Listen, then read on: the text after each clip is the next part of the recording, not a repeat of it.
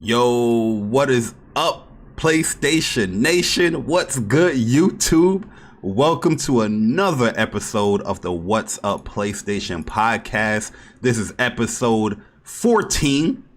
What's Up PlayStation podcast, where we give you guys the latest and greatest PlayStation news for the week, man. We definitely appreciate all you guys coming through and blessing us with your presence this wonderful Saturday morning, man. But yeah, guys, it's been a beautiful week for PlayStation. A lot of great news that we're going to be talking about today. And trust me, guys, the news was plenty today. This is no exaggeration. The news was actually kind of ridiculous today. So, you know, we kind of confined it to probably the biggest news for the week. But if we was going to talk about all the news, you know, this week, we'll be here for 6 hours. You know what I mean? Because there's a lot of great stuff.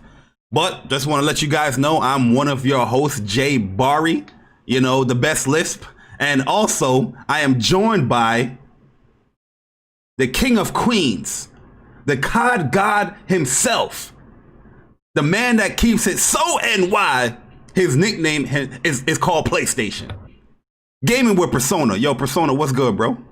The King of Queens. That's a good show too. You ever watch that show, The King of Queens? A little bit. That was a dope show. I like that show a lot. But yo, ladies and gentlemen, what is going on? YouTube, PlayStation Nation. How y'all feeling today? It is your boy Persona of Gaming with Persona, host of When Persona Speaks, host of When Persona Interviews, and one half of the host of What's Up PlayStation podcast every Saturday morning at 11 a.m. And first and foremost, I gotta say you all are so appreciated for starting your mornings off right with the WUPS crew, with the What's Up PlayStation podcast. Like Bari said, we've got a ton of dope news to be talking about today.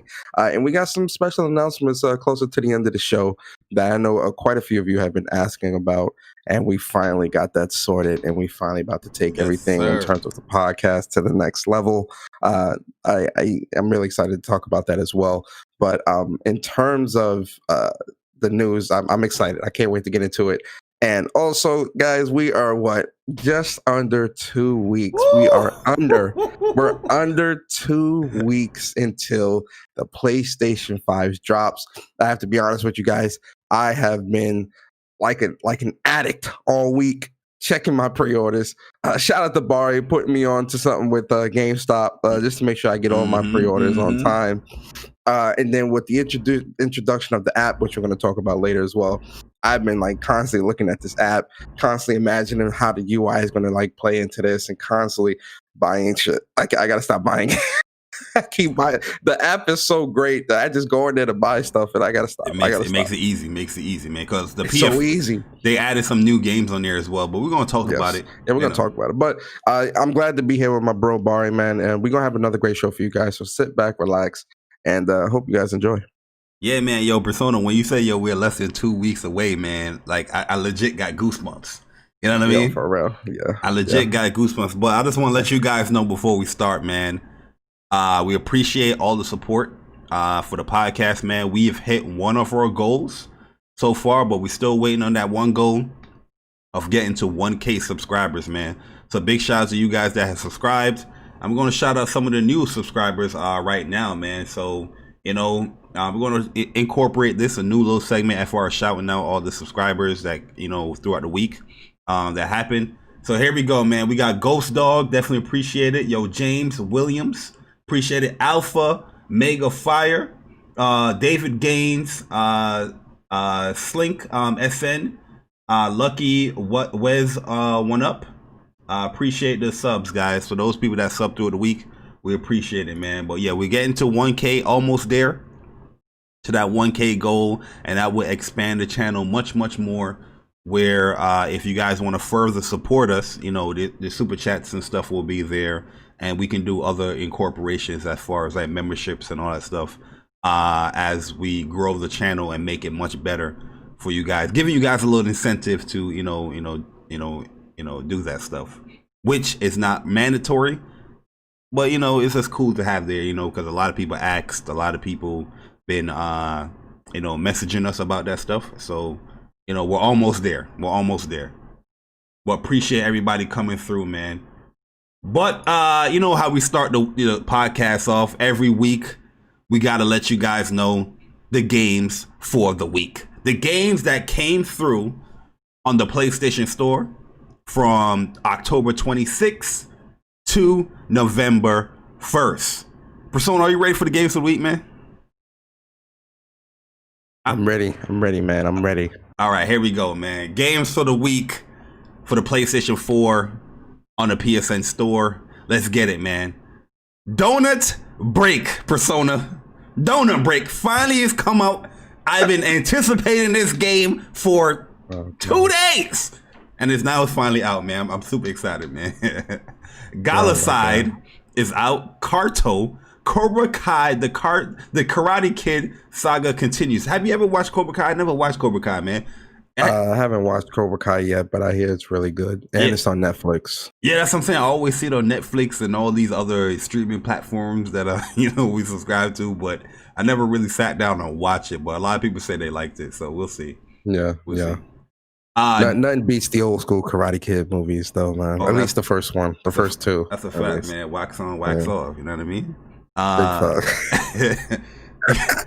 Dungreed is out. Yo, Ghost Run is finally coming out, man. I know a lot of PC guys are loving that game, or they're loving the little beta, but it's finally coming out for PlayStation 4. Legend of Heroes, Trails of Cold Steel 4. Yes, number 4. I didn't get this yet because I still got to play through 1. Still got to play through 2, and I still got to play through 3. I was gonna say I was gonna pick it up as well. And then I'm like, I still need to play through all the other ones. I don't want to just start at this one. So I'm going to pick it up because I want to support it, but I'm not going to play it yet because I got to play through the other ones. Plus, I hear these games are like, because I never played the Trials of Cold Steel series, so I'm kind of a newbie when it comes to that series. But I've heard that this series is like really long. Like it's long. Yeah, because the first one I'm like about 50 hours in, and I'm at chapter 4, like the closer to the end of chapter 4. That's not that long, though. That's not that long for RPG. I mean, no, that's not. I mean, for an RPG, it is. I mean, how many chapters is in the game? I guess is where I get where I think it's. I think it's 7. I think it's 7. Oh, okay, so yeah, that's not that bad. Chapter 4. I know it's a lot of dialogue and things like that. Yeah, pretty much. It's very similar to like Persona, but just a little bit similar to me. What? No, the game's Persona where you do day-to-day activities and the sim kind of stuff. But it's pretty good, man. It's pretty good. The only reason why I haven't really finished it yet is just because the other games that came out. I started it up. I got to a certain point. I got all S rank so far in all the chapters, but I stopped playing it because like Last of Us,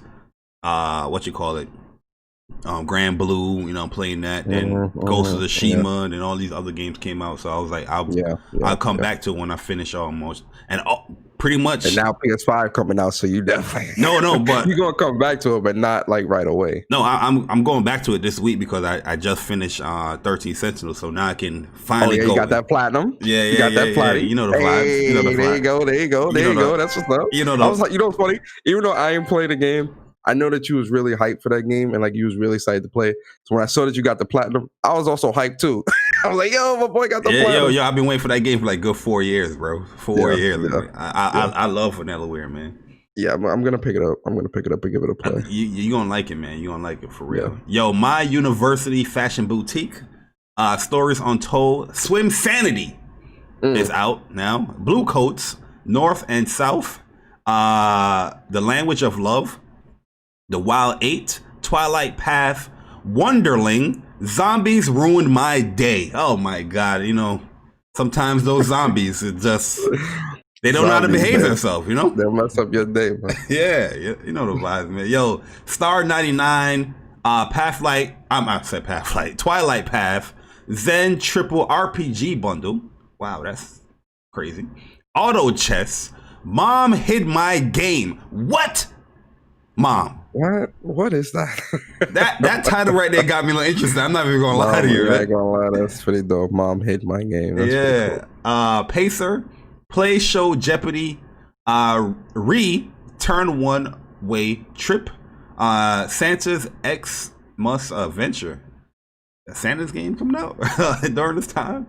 I mean, it's Halloween. Why Santa even around right now? Yeah, at least wait till like the middle of November. Well, it's funny though, right?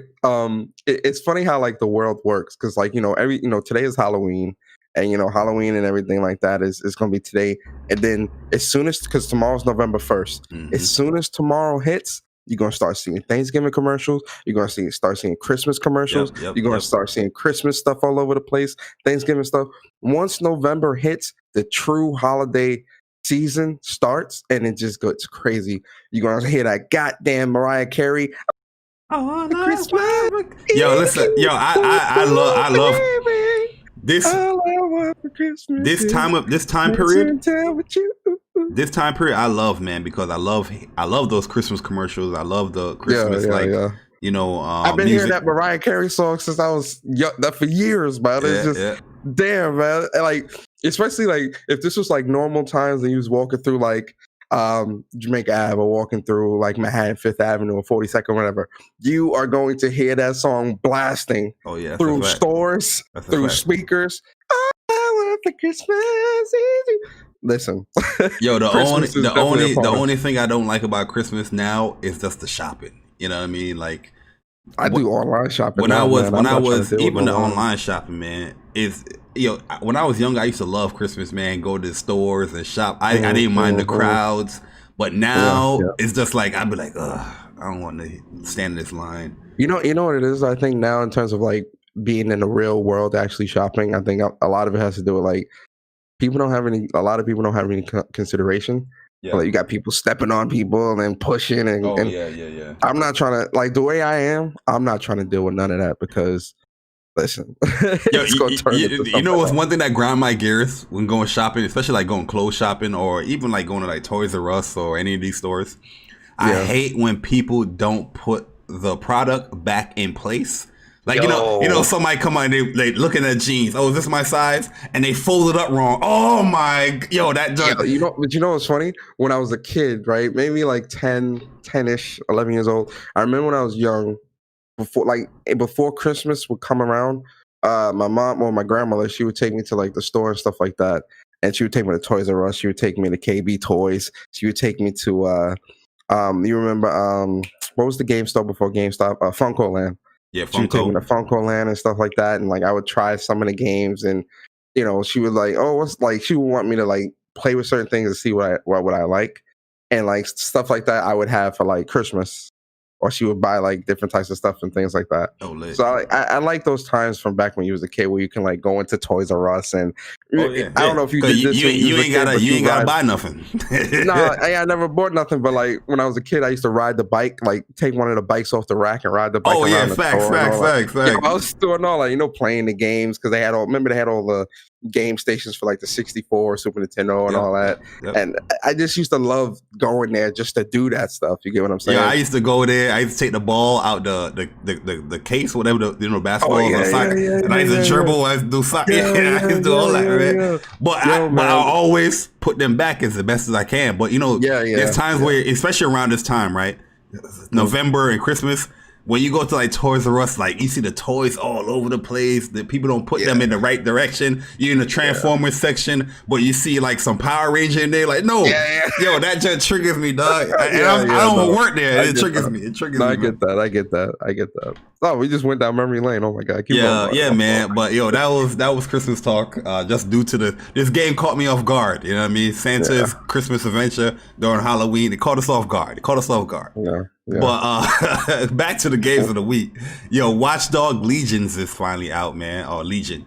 Wonder Blade. The Dark Picture Anthology. Little Hope. So what episode is this now? This is like the third one? Third. Okay. And I think that's 3 or 4. I'm not sure. And Auto Chess, we already said Auto Chess, yo. So those are the games for the week, man. It's pretty packed full week, I would say. I know a lot of people's playing Watch Dogs. People's giving out their impressions on that. The people that's playing it seem like they like it. Some people's like, meh on it. But overall, I see people enjoying it. Watch Dogs, I think, is like an acquired taste type of game. Just because it's not really run and gun, and it's not like you can't really just do whatever in the game. There is a specific way that you have to play it in some regard when it comes to like certain missions and how you tackle certain areas and stuff like that. Not saying that you have to use all that stuff, but it makes the game, I don't want to say easier, but it's so ingrained into the game that, you know, you don't want to ignore that stuff. So like the hacking, you know, using drones to get higher ground to see, you know, do all that, using spiders to get into small areas. You know, if you're not really into that type of stuff, then, you know, it may not be something that's your cup of tea. To me, I don't think that's the issue of it. I just think they need to go back to the serious tone. I like the serious tone of the first game. Well, I don't know what this one is about, so I can't really speak to Legions. But me personally, and we've had this conversation already, Bari, I think Watch Dogs 2 is just a phenomenal game. Like I really do enjoy that game a lot, and I think I think it's because it was serious, but it was still very, I don't want to say lighthearted, but it was like it was bright. It was just, it had some happiness to it, and I love the characters that was in Watch Dogs 2. The fact that it was in San Francisco, really bright. Sorry, stupid fire truck going past.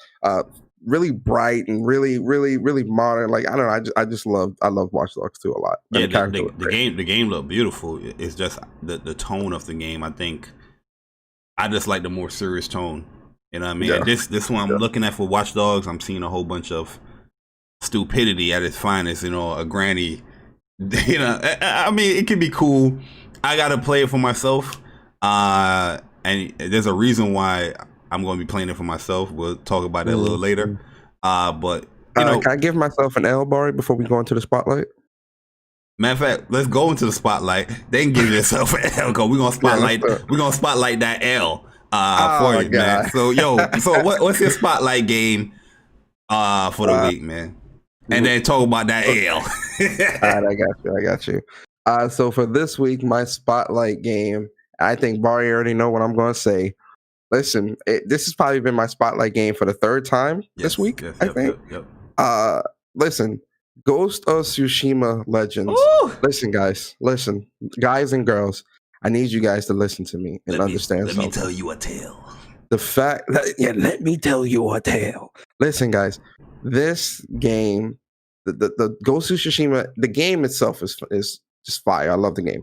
Ghost of Tsushima Legends, this is another level right here. Like, this is a game that you really are going to enjoy. I love this game. And the fact that the raid came out yesterday. So with the raid being out, me, Bari, Court, and Six, shout out to them. You know, we were doing the raid, and it's in chapters. There's 3 chapters. So we did chapter 1 last night. If you guys were watching any of our streams, you saw the thinking, the planning, the teamwork, and us trying to, you know, get things. You know, I love the teamwork that has to go into this, which is crazy because, like, you know, you all are samurai and whatever, and you would think, you know, oh, it's not going to be that many puzzles. It's going to be hacking and slashing. Nah, it's puzzles. It's puzzles. Platforming as well. It's platforming. It's stuff that you got to do in this game, especially in the raid. And it requires a lot of teamwork. And I just really enjoyed this raid. They did a phenomenal job. Yo, can I say this real quick, Persona? Yeah. Yo, so somebody tagged me on Twitter yesterday. I forgot who it was, but this person put up a screenshot of them completing the raid, right? And chapter 3, they was like, they beat it in like 20-something minutes, right? And I'm just looking, I'm just like, y'all are some cheating motherfuckers, man. How the hell you just play this raid for the first time and you beat it in 20-something minutes? They beat all 3 chapters in 20 minutes? No, in chapter 3. I can imagine if chapter 1, it took us like 2 and some hours? About 2.5 hours, yeah. Chapter 3 would be like around the same. Especially if you're playing this for your first, you know, your first go. How you know what to do, all challenges, how you know how to do all the puzzles, how you beat that in 20-something minutes, and this person is bragging. It's like, yeah, I beat the raid. It didn't take me long. I'm like, yo, yeah, because you probably cheated. You probably watched somebody, you know what I mean? It's funny too, because the puzzles and things like that, the platforming and just the challenge is definitely there, and it's really great to see and have that challenge there. But like the puzzles and things like that were really great. I love this raid. And we only on chapter 1. We're gonna do chapter 2 tonight. Yes, but sir. Ghost of Tsushima Legends. If you're not playing Ghost of Tsushima, the game, period. If you're not playing this game, if you don't own this game yet, I'm telling you, you are seriously missing out. It is a really, really fun game. It's really fun, honestly. And shout out to Sucker Punch, man. They've made one of my favorite series on the PlayStation, which is Infamous. Infamous 1, 2, and Second Son are really great games as well. So and Sly Cooper, obviously. But they killed it with this game. They killed it. It was great. And then they're known to do like Halloween themed stuff, because they did one with Infamous with the Festival of Blood. Infamous 2, that was cool. Yeah, they did. And my L is I spoke I was very against Assassin's Creed Valhalla. Can I get $1? Can I get $1? And I ended up pre-ordering the game this week. And I was very against this. So I gotta give myself an L. I want to see it for myself. That's why I want to see it for myself, because I am a big Assassin's Creed fan. I do love Assassin's Creed. And even in these later Assassin's Creed, they messed up on some of them. I still give them the benefit of the doubt. I know it's an L, guys. Give me the L. I pre-ordered the game. I ain't pre-ordered the 120 edition. I pre-ordered that $60 the $60 edition. I'm like, look, you go get the 60 from me. I'll see how it is on the PS5. But yeah, that's my L. Bari, what's your spotlight though, bro? Yo, so I'm in the same vein as you as far as spotlighting another game that I've been spotlighted probably like 3 times already. And it has to be 13 Sentinels, Aegis Rim.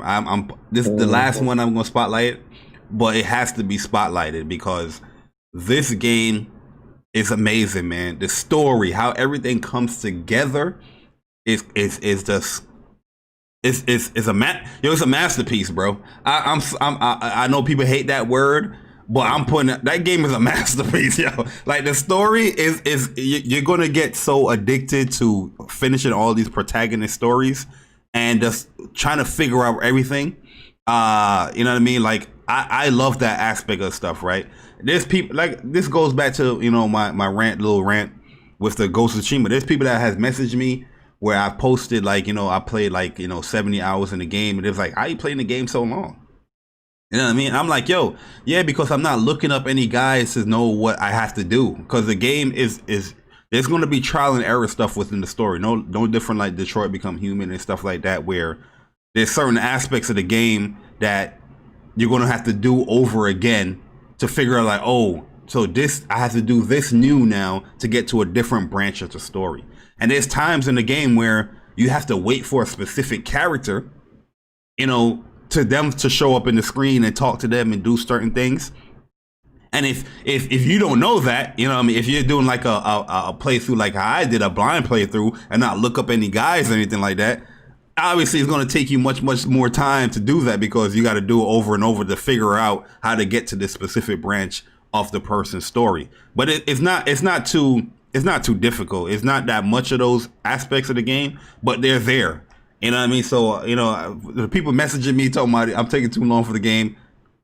Stop looking up guides, man. That's all I got. That's all I got.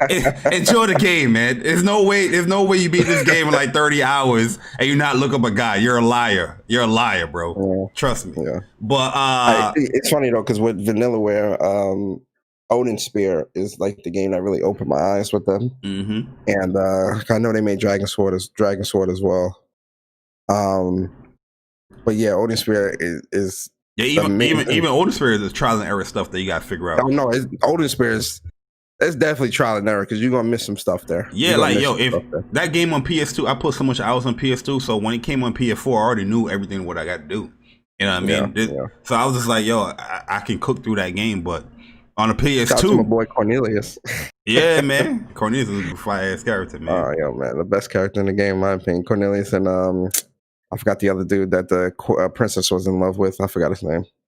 Oh, the white hair guy. Right? Yeah, I forgot his name. I'm getting a mind. His moves was fire too, man. Yeah. Yeah. But yeah.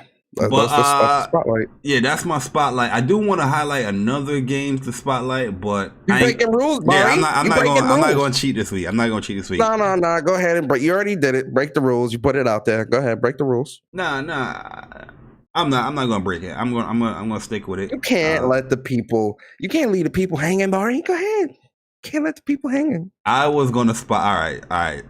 Since you guys want to know, I was going to spotlight Santa's Xmas Adventure. Go and play. All right, move on. Let's rest. Oh man. Man. But yeah, man. So that's the Spotlight Games, guys. Hopefully, you do, take our words, our credibility, and check out these games, man. They're pretty good. But let's get to the news, man. We got through the Spotlight. You guys earned that trophy, and let's get to the news now, where it's a lot. It's a lot, man. We're gonna talk about this Persona, man, because some PS5s was being unboxed, Persona. And what was your thoughts on all the PS5 unboxings that we saw throughout this week?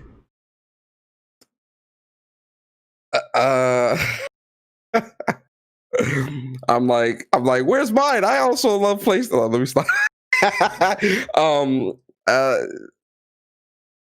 The game, not the game. The console looks beautiful. Like, I have to be honest. Seeing the unboxings was definitely a really good thing to see. Just because, like, I love watching unboxings of, like, especially of, like, consoles and games and collector's edition. I've always done it. Like, I see you got Unbox Therapy. I've been watching Unbox Therapy for years. Yeah, I like years. Like, I love watching Unbox Therapy. So the PlayStation console itself, we already knew that it was going to be a big console. That box is big. It's a big box, right? I don't mind though. You feel me? I don't mind because the PS3 box was big as hell too. You feel me? But when it comes to the unboxing and seeing the console and actually seeing it be unboxed by the media, it was a good thing to see, right? Because I love watching unboxings. It's the PlayStation 5, right? But in the back of my mind, I can't help but also think, yeah, this is great, but I'm trying to unbox mine. You feel me? Like, yeah. I'm happy for them, but I want mine. My PlayStation is what matters most. So, or PlayStations, plural. Let me correct that. My PlayStations is what matters most. So once I get mines delivered to me next on the 12th, that's the only unboxing that matters. I'll be honest. Oh, absolutely. But it was good. It was good to see these unboxings and actually see the console and really stuff that we knew. The console is big. The console it's got a lot of vents. And it's, I like the very simplistic approach that they went with the console. It's straight up open a box, your accessories is at the top, pull a console out, and that's it. It ain't, it's very simplistic, very to the point. I'm not mad at that. Very minimal. The packaging is very minimalist. You get what I'm saying? Yeah, because they did it on purpose because they're saying that they're trying to be eco-friendly. So you can everything that you have in the packaging is recyclable. Like, you're not going to have no issues, just throwing this thing away and putting it where you got to do. Yeah, that's why they're doing it. So yeah, for me, this just got me. It's funny seeing this just got me that much more excited for the PlayStation 5. Absolutely, man. I don't know how I can get any more hyped, but I am. I'm in the same vein as you, man. I'm very excited for the console. I like watching unboxings and all that stuff too, regardless of what platform it is. I like seeing people's reactions and impressions of what they opening up. Even though I think Lou messed up this unboxing right here. Yo, can we talk about that real quick? Well, everyone, like, some of these people, look, why did he open it like that? Some of these people are acting like that, especially Lou. This is why it hurts so much. He's a vet. He is a professional unboxer. He should have known better. Come on now. I see a lot of people like putting it on the side and letting all the accessories and everything just fall out. There's 2 boxes, guys. You pull that top, and the instructions are there on the top of the box that it tells you lift out the first box and the console's underneath. Quite a few unboxings that I've watched, they've done that. I'm like, all right. But with a console being big, it is a big console, but I think it's more so it's a tall console, because if you look at it like when it's straight up, right, it's kind of sleek, it's kind of slim, especially with the digital one, But the console just covers a lot of space as far as its height and its depth, I guess. You know what I mean? Because it's wide. It's wide as far as, like, if you turn it to the side horizontally, and then it's tall. You know what I mean? But if you turn it straight forward vertically, it's a sleek console. but we all know that the console's that way because of, you know, they want to keep this thing cool. They want to keep it quiet. So, yeah, the initial impression is going to be, damn, it's big. Same thing with the Xbox One. It's like, damn, that joint was big. But you appreciate it because, you know, like the Xbox One is quiet. So hopefully with the PS5, it's quiet as well. You know, when we play these, you know, next generation games, man. But I thought the unboxing stuff was cool. It was very limited as far as what they could talk about. But a lot of people was impressed with Astrobot, man, which I'm not shocked about that, because Astrobot Rescue Mission is one of the best games this generation. That's not even a cap. That's the straight facts. If you haven't played that game, you definitely missed out on a great game, yo.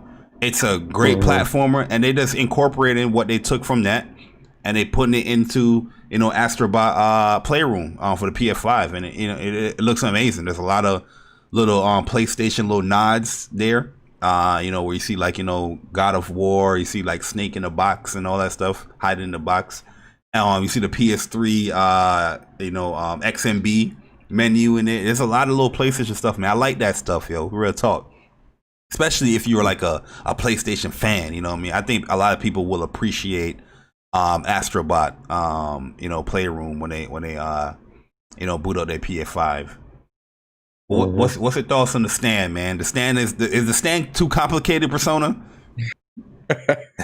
Listen, I have furniture in my house, so the stand doesn't bother me. You know, I've put desk dressers and things together. I never was one of the ones that felt that one screw that you have to use with the console was a deal breaker, or, you know, oh my God, you know, you can use a butter knife to screw the thing in. You feel me? You can use the back of a spoon handle to skew it in, because it's a flathead screw. It's not a 4-point star screw. So you can really use it. You can use a quarter. You can really use anything. Yeah, you can use anything to screw it in. So I never really, me personally, I don't see an issue. The stand, and, you know, with them in the unboxing, they also, you know, they didn't really have an issue. One thing that kind of like was, the console's big, right, Bari? And we know it's big, right?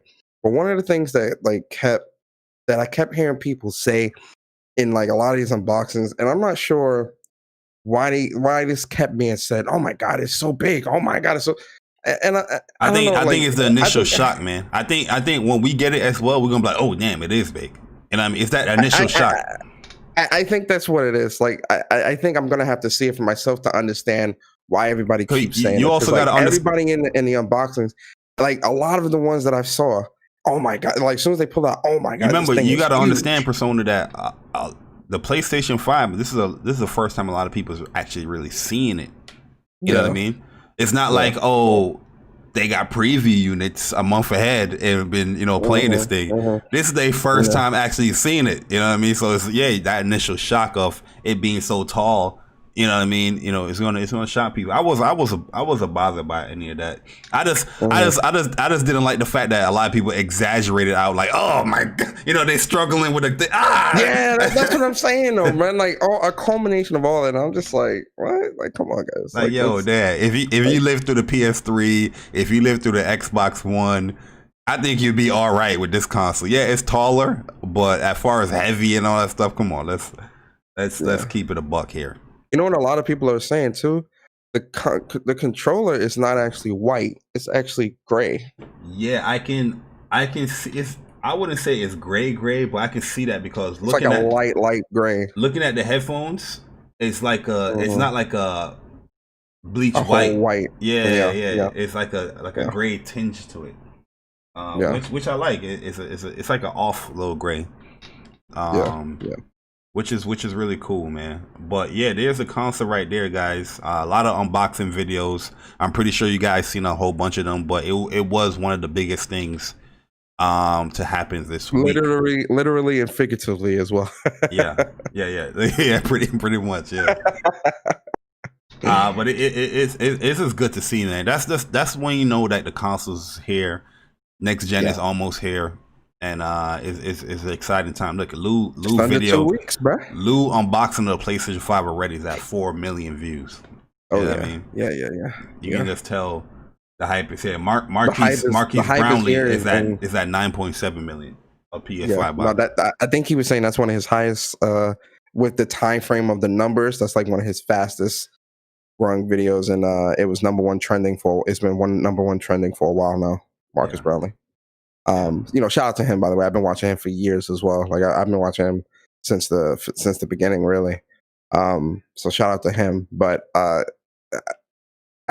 under 2 weeks, Mark. We're under 2 weeks, man. Under 2 weeks, man. It's gonna be crazy, man. And yo, shout out to PlayStation, man, sending all these people these consoles. You know what I mean? It definitely big boost to their channels and all that stuff. You know what I mean? But you know, I'm thinking about putting up an unboxing. I don't know how I'm going to do it yet because I really just want to dive into it. But I'll probably do a quick little unboxing, you know, Jay Bari style. Mine's gonna be quick to the point, man. Like it's gonna be straight up. Yo, look, this the console, this the unboxing, and that's it. Yeah. Like ain't no talking, ain't no giving thoughts. My thoughts gonna come in a later stream. Like I don't want to play it. So. Yeah, same here. But Persona. Yeah. If you thought that was big, hey yo, this is also big. Pause. Hey yo. They revealed more information for Final Fantasy XVI. Now we got confirmation of who the two characters that we saw, which is one character. We got confirmation on his name. His name is Clive Rossfield.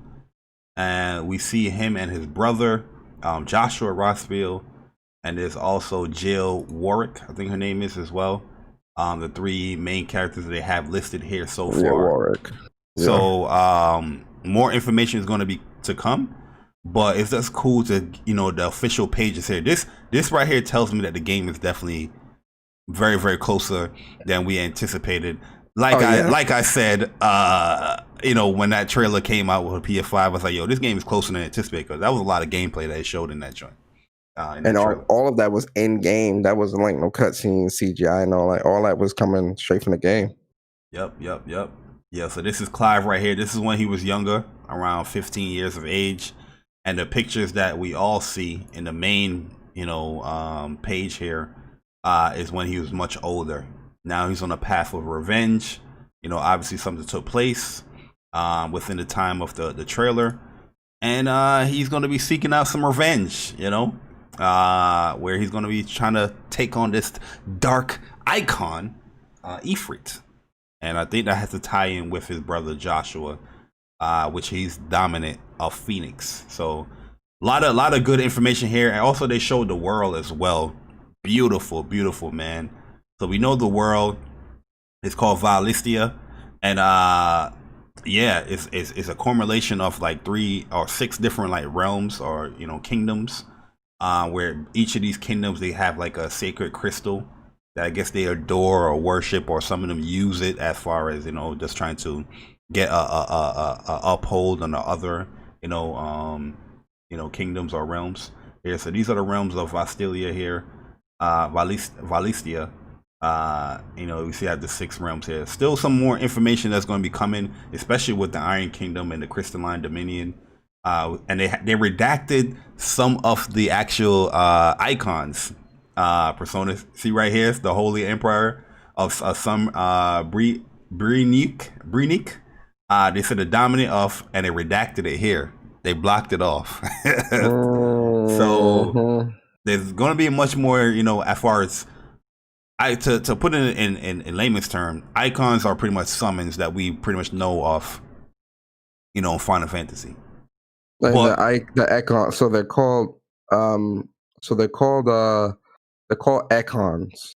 They're called icons in this game, and the dominants are the ones that are pretty much named the summoners. Think of it like, you know what, in layman's terms, think of it like Naruto. You know how Naruto and the children become the Jinchuriki of 9 tails, 1 tails, 2 tails, 3 tails, 4 tails, all the way through 9. Think of the icons and the dominants in that way, where at birth. Much. So with Joshua, the way it goes with Joshua is, so originally Clive was supposed to be the dominant, but he wasn't proven worthy. So he did not become the dominant because he is the firstborn son. Joshua, who is the secondborn, became the chosen at birth of the dominant, and he has the ability to wield the powers and call upon the dominant. So I don't think, based off what we've seen in the trailer and what we've read, I don't think that Joshua turns into the dominant. I think he summoned. It's still like a summon. You get what I'm saying? Based off how it reads with Joshua's part, right? Based off the trailer, I think he summoned Phoenix, but he also turns into that might be Ifrit, because they're screaming out his name, Joshua. Yeah. I think he has the ability to host more than one, two icons here. Yeah. Now with Clive, when Clive becomes the knight, a sworn knight into the Rosefield family, he then gains the ability to use the power of the Phoenix. Now, not in the same way that Joshua can, but he can, the moves that we were seeing in the trailer. That's pretty much him being able to wield that power, but not summon no whole Phoenix. Yeah, because he was so the two sons, Clive and Joshua, he was destined to be the dominant for Phoenix, but he wasn't chosen. Right. It was Joshua that was chosen, right? But for some strange reason, he still had the blessing that he would get. He still had the ability to use Phoenix's fire. Not only that, but he also has the ability to use Titan's ability as well. Yeah, that's the mystery part right there. This is why when you look at Joshua and you see that Joshua can summon a Phoenix, and if this is to be true, and he can also summon Ifrit, or he, through some crazy thing, like he was able to summon another Ekon, right? It may also explain why Clive is also able to wield more than one Ekon power. You get what I'm saying? Because if he can, obviously the Phoenix makes sense. That's a part of the Rosefield's family in terms of that Ekon and that kingdom. But Titan isn't. But we saw the Titan hands and Titan abilities when he was fighting as an older. We saw it when he was older, not when he was younger. When he was younger, he was only using Phoenix. But later in the trailer, when he was older, he was using Titan. Yeah. So clearly he can use multiple Ekon powers, just like how Joshua can summon multiple Ekons, or to be believed that he could summon multiple Ekons. Yep. Now, that within itself has me just like, I've got the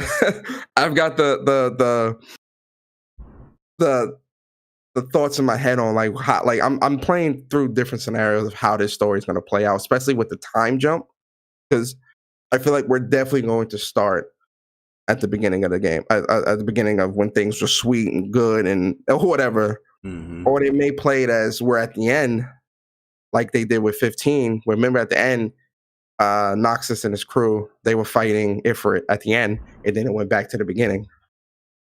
So we'll see. I think where the trailer began, where we saw Clive sitting down in front of the fire with the mercenary guys, I guess. I think that's where the time jump is going to be, right? The whole beginning is going to start off with, him being younger, 15 and all that stuff. And then right from there, whatever events happen is going to transition to that where he's just thinking about the past. And then we're going to get more story. I actually think there's 3 time jumps. Hear me out. The reason why I think there's 3 time jumps is because when he's at the fire, obviously that's when he's on his revenge path. Then it goes back to him when he was young with Joshua and all that other stuff. But then remember the part where the lady was they were in that room, and the gray-haired dude stood up and said, I forgot exactly what he said, but then remember it cuts to, I think that's Clive sitting there as well. Now, I may be a little off base with the 3 time jumps, but I think there's going to be there's going to be 3 points of time that are going to be very important. That's all going to lead into where he's at right now and how the story is going to be progressing from there on out. You have to watch the trailer. Yeah, we'll have to play the trailer again. We'll definitely see, man. But they definitely said that there's more news coming. I'm sorry, guys. We can talk about Final Fantasy forever. Yeah, they said our next big information reveal is scheduled for 2021. So in the So in the meantime, I expect everyone to have fun speculating as we have a lot in store. Not only for the newest entry in the series, Final Fantasy 6, but for Final Fantasy 14 too. Needless to say, I'll be working hard on both. So yeah, this is Yoshi P right here, man. The savior of Final Fantasy 14 here. And yeah, funny man. They bring him to save 14 and then bring him in because 15 was a huge commercial failure. Well, it was a flop. It wasn't a commercial failure. I think with fans, it didn't hit. Exactly. To the core fans, it was not a true to form Final Fantasy. Yeah. So they bring him in to save that with 16. They gotta give my man a raise. Also, giving a fresh take here because this is gonna be a mature rated Final Fantasy game. So yes, it is. That's gonna be cool. It's gonna be. I can't wait to play that, man. 2021 is gonna be looking good out here, yo. It's gonna be looking good. But yo, to move along here, guys. You guys seen it, man. You guys seen all the special news that's been happening. But just want to let you guys know that Spider-Man Miles Morales, the Prowler, has been confirmed to be in the game. And we got a first little glimpse here of the Prowler. And oh my god, I like the outfit already, man. I like the outfit a lot, yo. You know what I mean? You got the key notes here when it comes to this claw, the symbol here. You know what I mean? It's looking really good, man. I'm definitely interested to see how they're gonna, how they're gonna display him in the story of Miles Morales game. Because there's a lot of differences when it comes to the comic books. There's one that he's this uncle. There's one where it's not. It depends on which universe that you're in. But everybody know him as far as the Into the Spider-Verse. His uncle. Aaron Davis. But what's your thoughts on the look and the Prowler, man? Yeah, man, I gotta be honest, man. Prowler looks great. It kind of reminds me of Slade a little bit in this photo from DC. Mm-hmm. But the costume looks great, and I agree with you. Like, if they're gonna go the uncle route or a different route, then that'll be cool as well. But I'm interested. I am very interested to see, like, are we going to see like the origin of Prowler here, like how he became Prowler, or is it going to be he's already established and we're just, he's already doing his shenanigans and stuff like that around New York. So it'll be interesting to see how they play that out. And this kind of lets us know that the villain pool for Miles Morales is going to be pretty solid. It's DLC, bro. It's DLC. This is looking, especially with the gameplay that I saw yesterday, that 11-minute gameplay with the Into the Spider-Verse suit. Nah, this ain't no DLC, man. So yeah, speaking of that here, I'm gonna play that. But I see my man Andre asking who's Prowler. So Prowler is pretty much like a hired thug. He's been hired by a lot of people, most likely Kingpin and all that stuff. But he's pretty much the uncle of Miles Morales, especially the origin story of Miles Morales. He's the uncle, and he's the reason why Miles became Spider-Man, because one of his jobs that he did, the spider pretty much attached himself in like his backpack or whatever, and it snuck in, and Miles was over the house and got bit. Or it's the spider snuck off from Aaron's bag and went to Miles, and Miles got bit and became Spider-Man from that. And into the Spider-Verse was much different, where they kind of made it a little similar, but they did the whole painting scene and all that stuff. But in the comics, it was more like a job that Aaron did. Came back, the spider was on his bag, and then the spider attached itself to Miles and then bit him during his transition going home and stuff like that. But yeah, that's pretty much who the Prowler is, man. He's not like a A-tier bad guy. You're not gonna really see him in so much comics like that, but it's pretty cool bad guy. That's due to the fact how they linked him, especially in the Ultimate Universe. And the Ultimate Universe is where he got a little bit more popular because he was linked to actually a Spider-Man character. But in the 616 universe, where Peter Parker, the real Peter Parker we know, he wasn't as popular like that. But it's just cool that he's in the game and his costume shown. But yo, you just said it too, Persona, man. The Into the Spider-Verse outfit is here, and look how cool this looks, man. This looks amazing. Yo, they even had the animations, bro, in the movie, like the little slowdown effect. Yo, that just wow. The frame they got. So with the suit, if you put on this suit, he's gonna be moving at 12 frames per second. Like Miles is, not the world, just Miles. That's crazy. You can they confirm that you can turn that off. So if you wanted to turn it off and just have the suit on, and you would still look like that from Into the Spider-Verse, you just won't be moving like he would in the movie. You can do that as well. I'm gonna be honest, because I like the cowl suit, the red and black cowl suit. But seeing that they got this suit in there, I think this is gonna be the suit I'm wearing, man. It's gonna be between this one and the cowl. The red and black cowl. Yo, I'm a person where I like to do the original story, like my first playthrough in the suit that they expected the game to be played in. So I always going to be the original suit. But there's times where I'm going to, like, if I'm doing like side missions, I'll switch up the suits. But if I'm doing the main story missions, I'm going to have the main suit on. That's just how I am, especially the first playthrough. But pretty much like, after the second and doing like a trophy run or whatever. Oh yeah, I'm turning on this mode and I'm putting on this suit, bro. Yo, this look at this, dog. It just look fire, bro. And then there's still other suits, Yeah. But it's DLC, Persona. It's DLC, man. No, this ain't. For people that think this is DLC, man, I'm telling y'all, y'all gonna be in for a surprise. This is a full-fledged game. Like, this is an actual full-fledged game. That's what this is, right? I don't know if they put a time frame on how long the game is. No, The side missions is just the entirety of New York, of Manhattan, just like in Spider-Man 29 in Spider-Man regular. It's the whole city. The city looks much more dense, much more cars, much more people, much more going on in the world. It really, city really, really looks amazing. I'm gonna be honest. It looks amazing. Yeah, so I'm excited. It definitely does, man. I'm very excited for it as well. And like I said, it's gonna be my first game I'm gonna play. What's the first 3 games you playing, man? Tell me the first 3 games. Spider-Man, and in the order that you're gonna play them as well. Spider-Man. Well, you know what? I'm gonna change that. Astrobot, Spider-Man, Godfall. Okay. For me, it's gonna be Spider-Man, Godfall, Demon Souls. You know why I'm gonna go Astrobot first? Because I really feel like the whole haptic feedback and all that stuff, the triggers, is definitely going to get something to get used to. So I'm gonna play a game that they specifically tailored for that stuff, so I could get my muscle memory.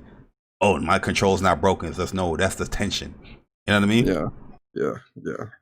Imagine playing Spider-Man the first time and you swinging like, yo, what the fuck is wrong with my that's right. There's gonna be tension in the swinging from the controller. That's what I'm saying, bro. That's gonna be so dope, man, with the haptic feedback and all that. Oh my god, that's gonna be. Yep. I'm not ready, man. Yeah, we saw the load time with Spider-Man. We're not gonna play that here because that's leaked footage. But I'm impressed. Very. Every game we've seen for the PS5 and the loading and all that stuff. It's just been impressive, man. And people's gonna chalk that up because you're praising Sony and you're praising something that they did with their system as fanboy material. But no, that was just impressive. Very, very impressive. I agree. Yeah, man, I'm super impressed with that. But Persona, man, we got to move on here because one of the best services that people sleep on is getting some new games. And PS Now is getting a plethora of games. Matter of fact, it's just a plethora of games you can already play through PS Now, which is only $60 a year, much cheaper than the competition that's out there, right? And they're adding a lot of games here. So we're getting F1 2020 for those racers. It's not my jam, but for those people that's into that stuff. Injustice 2 Persona, one of the games that you played a lot, is coming to PS Now. I don't know if you have that deleted or whatever, but it's coming. Okay. Rage 2 I know a lot of people missed out on this game. Pretty decent game, pretty good. I like the action. I like the the guns and stuff. The story is atrocious, but it's a fun game to play. But that's coming. Isn't this another Bethesda game? What? Which game? Is Rage 2 a Bethesda game? Yes, it is. So another Bethesda game is coming to PS Now. You imagine that? Where everybody's hyping up the competition. Who'd have thunk it? Who'd have thunk it, right? Everybody's hyping up the competition and this and that. Oh, this is great for this. But why they so quiet with PS Now, Persona man? Can you give me a reason why? Because they're not using it. They purposely are trying to keep themselves oblivious to the benefits of PlayStation Plus.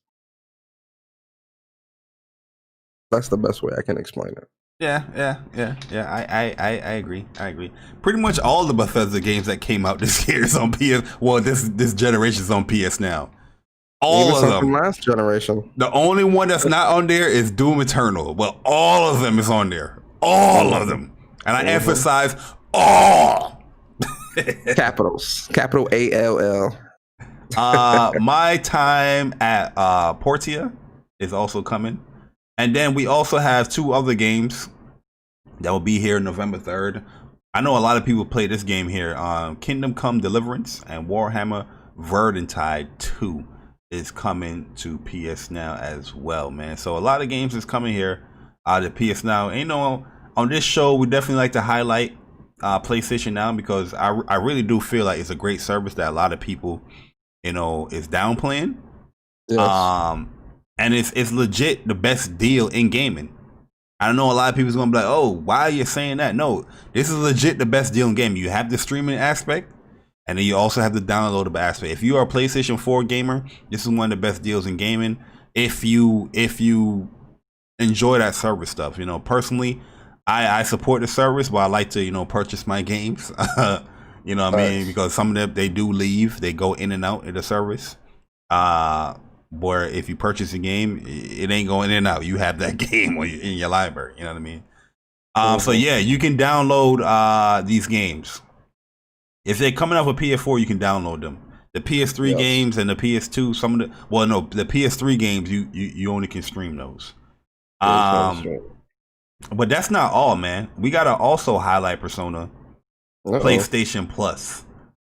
Because there was a specific game that's coming to PlayStation Plus, Persona, that you said you was gonna buy, then you said you wasn't gonna buy it, then you changed your mind, say you was gonna buy it, and then you said you wasn't gonna buy it, and then you changed your mind again, say you wasn't gonna buy it, then you said you was gonna buy it, then you said no, I'm not gonna buy it, and then we was just like, yo, Persona, man, you gotta be a man of your word, you gotta buy the game and stream it. But you don't gotta worry about that no more, Persona, man. No, sir. Because Bug Snacks,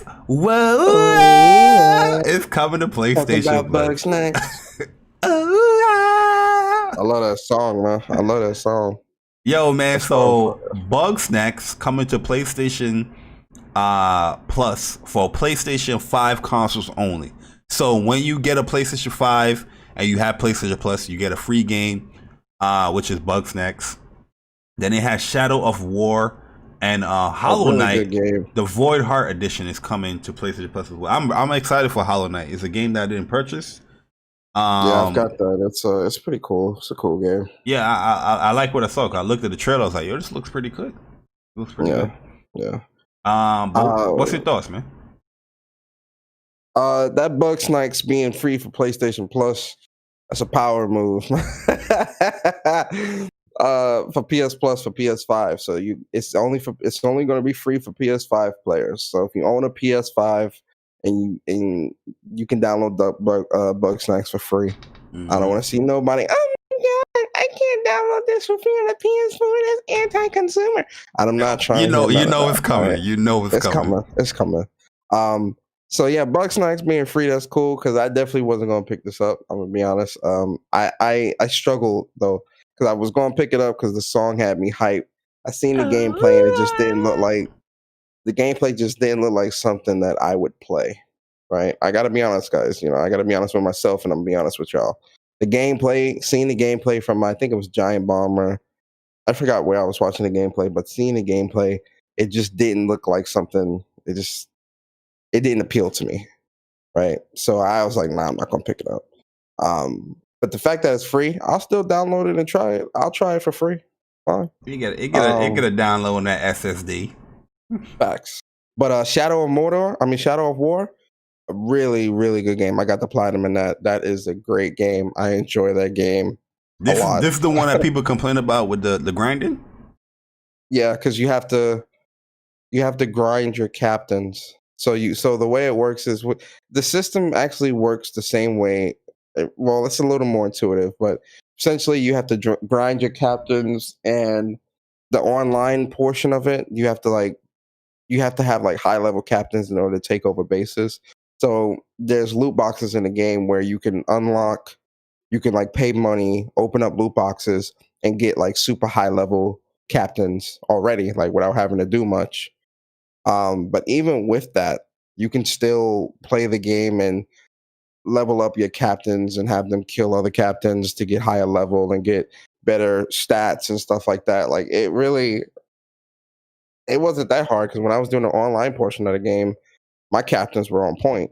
You feel me? And plus you got materials in the game that allowed you to open up those chests to be able to get high level captains. But my captains on point, man. My base was set up proper. Oh, lit, man. So, but it's a good game. Hollow Knight, I played a little bit of that as well. I played a couple of levels. Hollow Knight is it's a fun game. It takes a little bit of skill. Yeah, I heard it was a little hard. Yes, it takes some skill.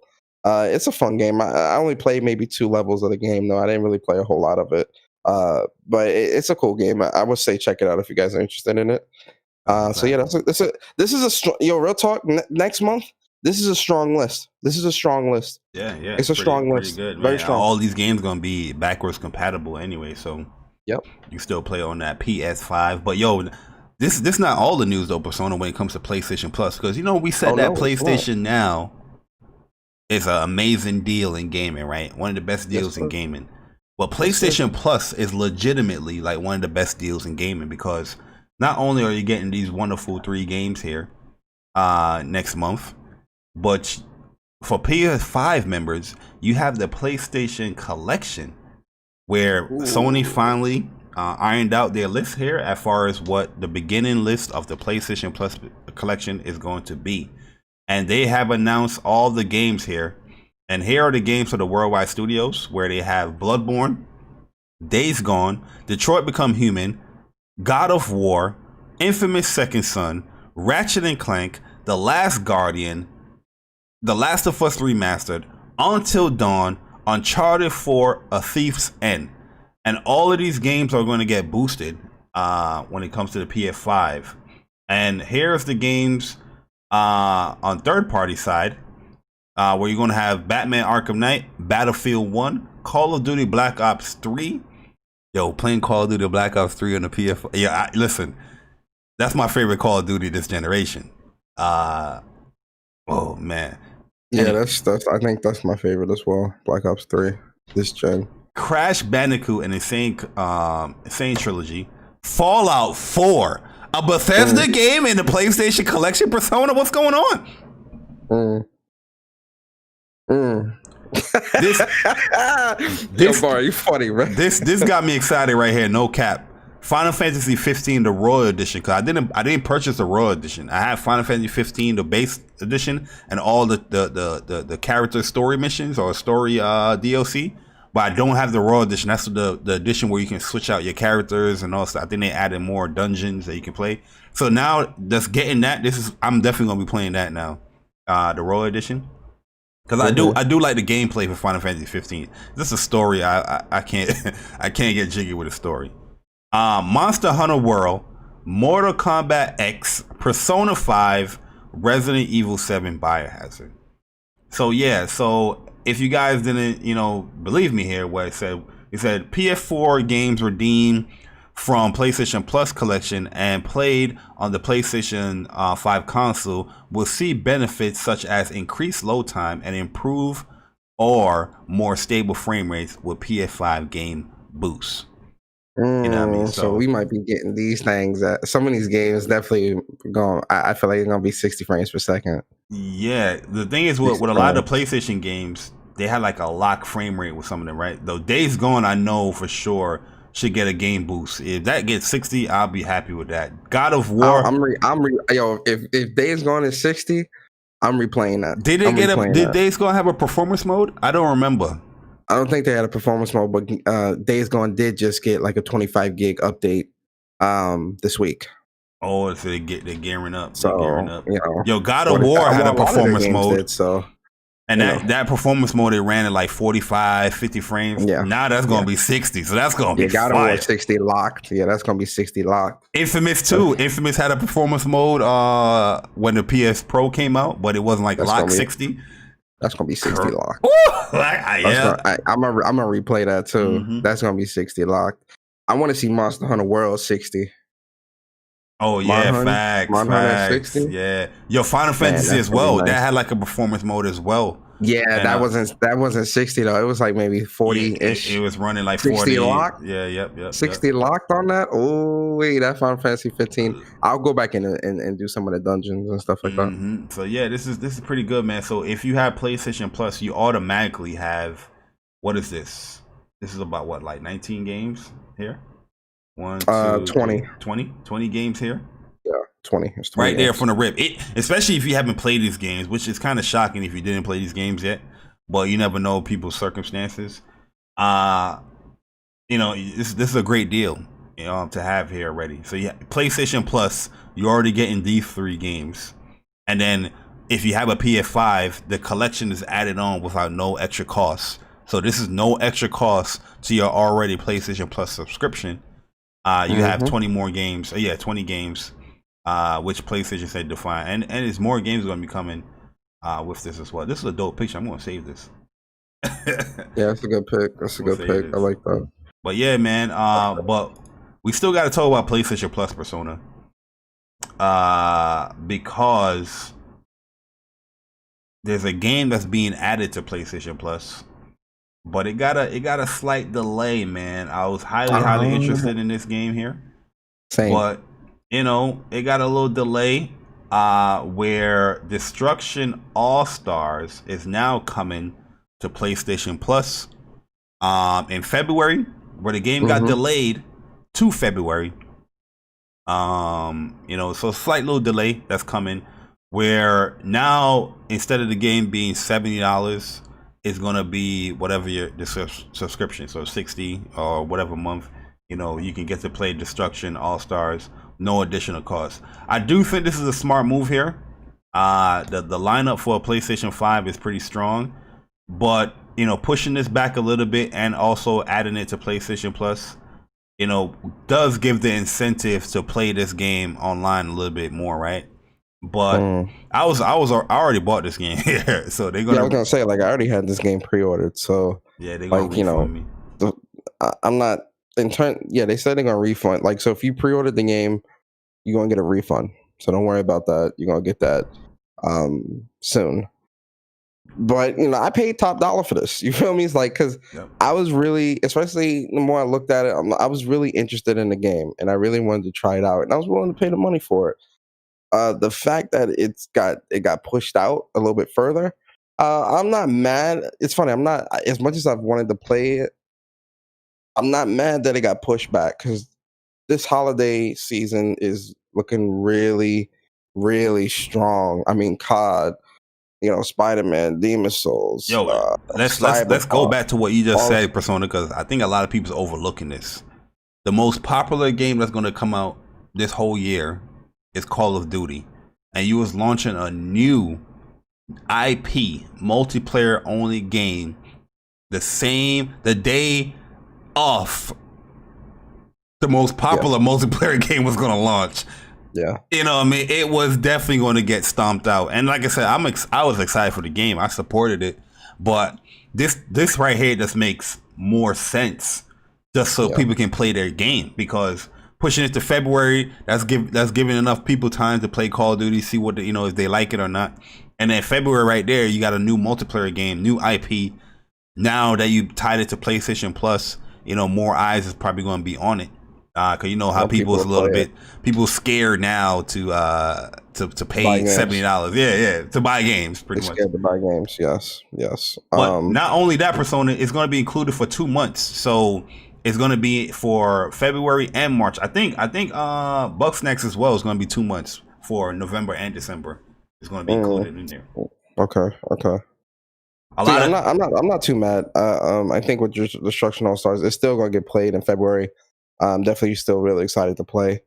Just now, you know, we're playing it through PS Plus. Yeah, so. And playing it in February. And we're gonna be there. We're gonna be streaming it. So of course, it's they want stream. Hopefully, streaming it in 4K, depending on how that. Yeah, you know the vibes, man. You know depending on how that PS5 streaming is. You feel me? Yeah, bro. But yo, Persona, man. Like I told you already, man. The PlayStation news, you already know, man. You know, we DM each other a lot. No pause. But yeah, pause on yo. Yo, listen, yo. Man, this guy is. I gotta say this because I'm not like the biggest of Souls fan. Yeah. But when I saw this trailer, and I've bought and played Demon Souls on PS3. I just never completed it, but I bought and played it. But my God, Persona, this joint looks amazing. Yeah. This joint looks amazing, bro. Demon Souls got a new trailer number 2, gameplay trailer, by the way. That's not a trailer, it's gameplay trailer, and it looks great, man. Yo, what's your thoughts on it, bro? Confession time. I've never played Demon Souls before. Not even on PS3. I've never played it. And honestly, I'm not really the biggest of Souls fans. You get what I'm saying? Yeah. I don't know. I don't have the patience. I just know how I am, and I always mess up. Like even with Bloodborne, when I was playing Bloodborne back when it first came out, I'm stuck on the spider area. You know, because I have to farm souls to get my to get more vials and to get more healing and all that, and get my life up, whatever. But you know, seeing Demon Souls and seeing how this looks and how it plays, I'm willing to give this game a try. So I bought the game and I'll try it. You know. Yeah, I bought that. I got special edition, the $90. I bought. Listen, yo, Bari, listen. When we buy high. You feel me? Yeah, I want all the stones, the runes, the blades. I want all that. Yeah, I want everything. Like that's which is funny because you know to see people complain. Not to go off on a tangent, but to see people complaining about the $70 price tag for video games that's going to be happening next gen. I just find it funny because you know for me, you know I haven't paid $60 for a game in years. Like, remember, back in the beginning of the day, I was buying all collector's editions of games. And then when I went all digital, it's always the deluxe or the ultimate edition of games anyway. Yeah. So I haven't paid $60 for a game in God knows how long.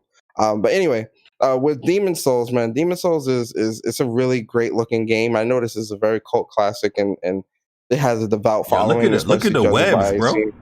It's just so detailed. Yes, like the detail in the game is crazy, man. Like the way the game looks and how great it looks intrigues me enough to want to get in there and try it and try to beat it, try to play it. So I'm on board day one because most Soul games look ass, like graphically and stuff like that. Yeah. This Bloodborne, game I thought Bloodborne looked amazing though at the time when it came out. Right? Yeah. But the fact that this game is beautiful as hell and it's a Souls game, yeah, I'm gonna get it. Yeah, so I'm excited. Yeah, we already got this joint. This is gonna be. I don't know if I'm gonna play day one, but you know we got a week off, so we're gonna be playing. We're gonna be playing every single game here. But man, they also gave a lot of news here when it came to we only didn't get a trailer. We got some tidbits as far as you know what the game is going to entail. They incorporated new stuff within the game, like new animations, new kill animations, and stuff like that.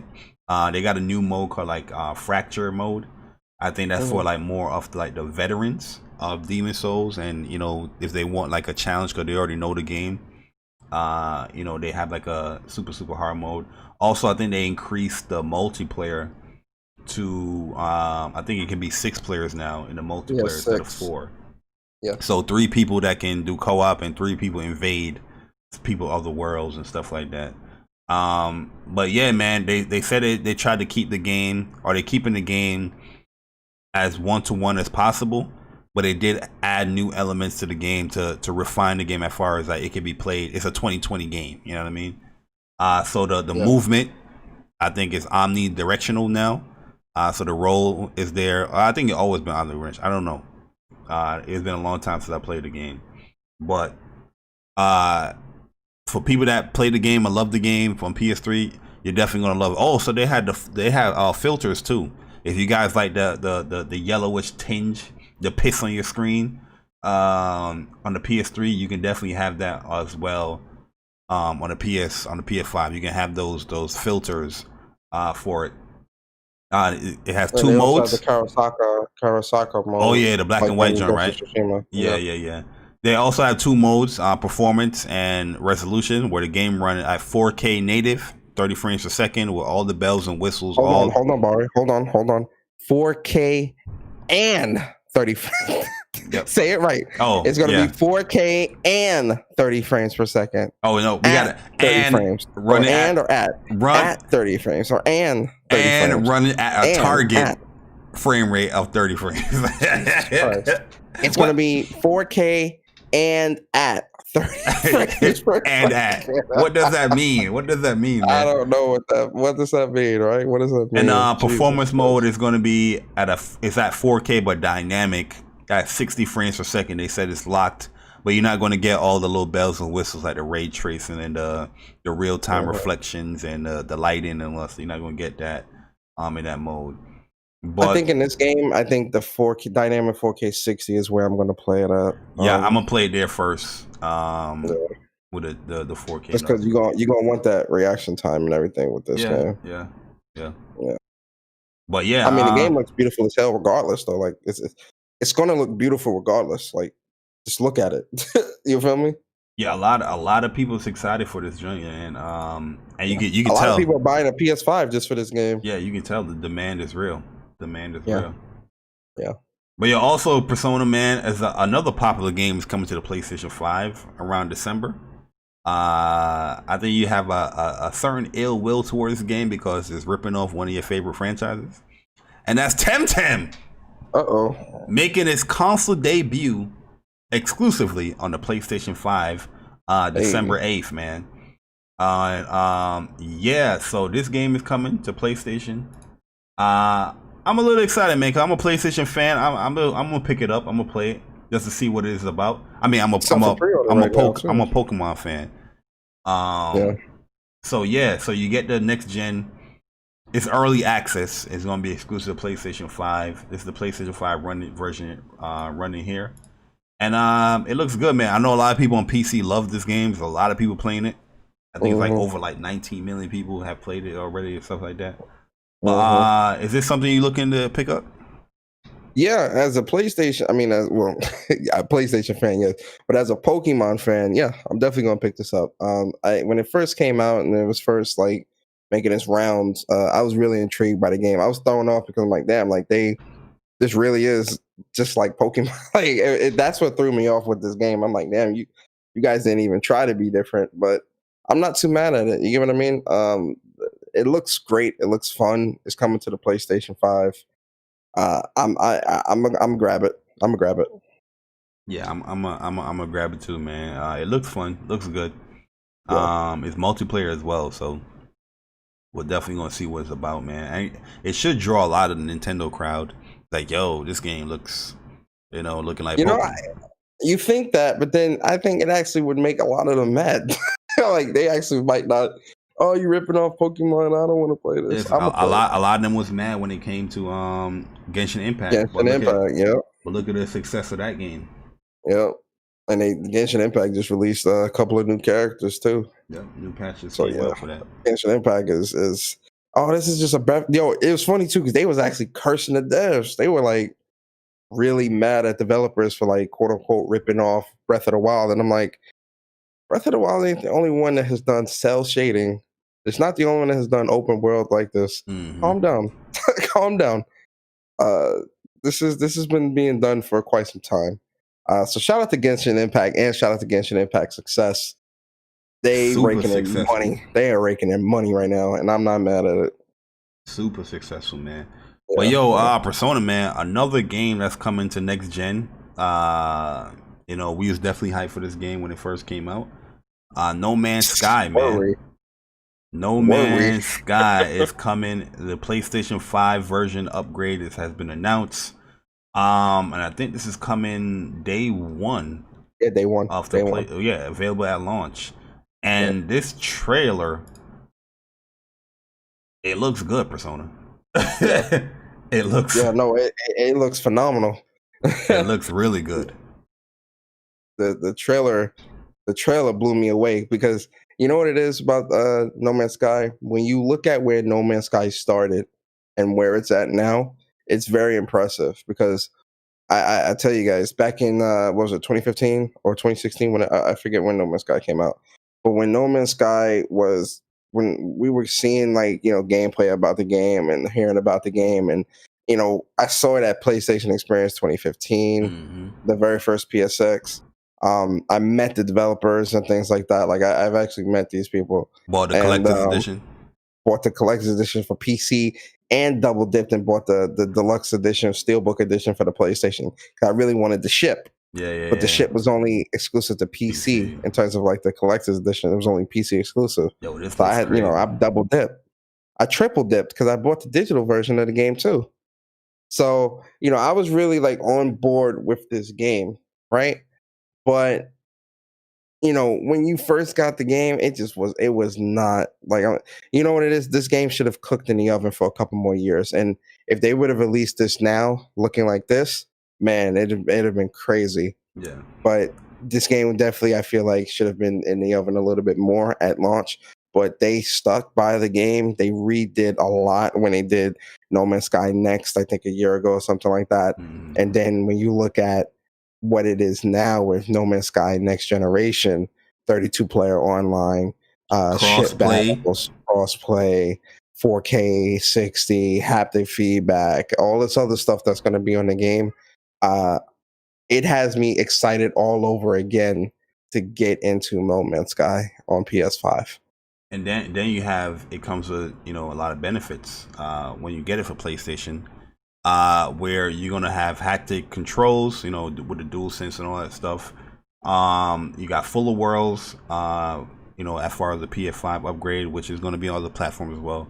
But there's specific things I'm gonna list here that is tied to PlayStation 5 only.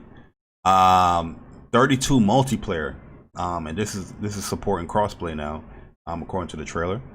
So I'm guessing, I don't know if it's gonna be between. In fact, they said, yo, yeah, crossplay, PS5 explorers will be able to join together with other adventurers on all other platforms, including previous generations. So that is kind of crazy right there. Advanced audio, 4K at 60 frames per second. So on PlayStation 5, players can experience the universe in pin sharp detail at higher frame rates. Ultra visual, so we get in the PC version of the game when it comes to the visual department. Vast base building, warp speed, load time. So the PlayStation 5, we also know PlayStation 5 when it comes to, you know, just loading in things and the loading in the world and load times, it is a beast from what we've seen. So I believe them when I hear the warp speed, load times, explore the universe instantly. With 5 to 10 times reduction of load times. On PlayStation 5, you can warp from solar system to solar system in an instant. You remember just, I remember No Man's Sky just loading into stuff, like, you know, the world itself. Yeah, the loading was not bad in No Man's Sky, but just going into a different planet, you see the pop-ins and all that stuff. I'm definitely going to be intrigued just going into like a new planet. And then you see that world's just like boom right there. The level of, you know, detail with the distance is going to be right there in front of you. No more popping in. Cause that killed No Man's Sky a little bit. The upgrade is going to be free, so anybody that has the game on PlayStation 4 will be able to upgrade at on the PlayStation 5 at no cost when it launches for PlayStation 5. Also, we have PlayStation VR support. So this is going to be crazy good. No Man's Sky is fully playable in PlayStation VR on PlayStation 5 by virtue of its backwards compatibility functionality. And he said in evolving games, so it's always going to be evolving, man. But yeah, I'm pretty excited for this, man. This sounds and looks like a great update from the trailer. Great update. So shout out to is it Hello Games for doing such a wonderful job here. Yeah, Hello Games. This game got slumped. A lot of people was KO in this game. He lied and this and that, but he's living up his dream as far as what he wanted the game to be right now. So yeah, but before we talk about this Persona, man, this is funny here. Let's get this out of the way as far as when it comes to the PlayStation 5 adapter. If you guys have PlayStation VR, there's a website you can go to where you have to type in the serial number for the PlayStation VR. And once you do that, they're going to ask for your name and your shipping address and all that stuff. And PlayStation will ship you a PlayStation camera adapter for the PlayStation 4 camera. So you can use that for the PlayStation 5 for VR and stuff like that for free. No additional cost. That's a little sign up here and there. And you should be in there. The website was a little wonky, but it should be up and running now where you have no issue just putting it in your serial number and getting the adapter ready to ship to you. And here's a picture of the adapter here. Small dongle type adapter here.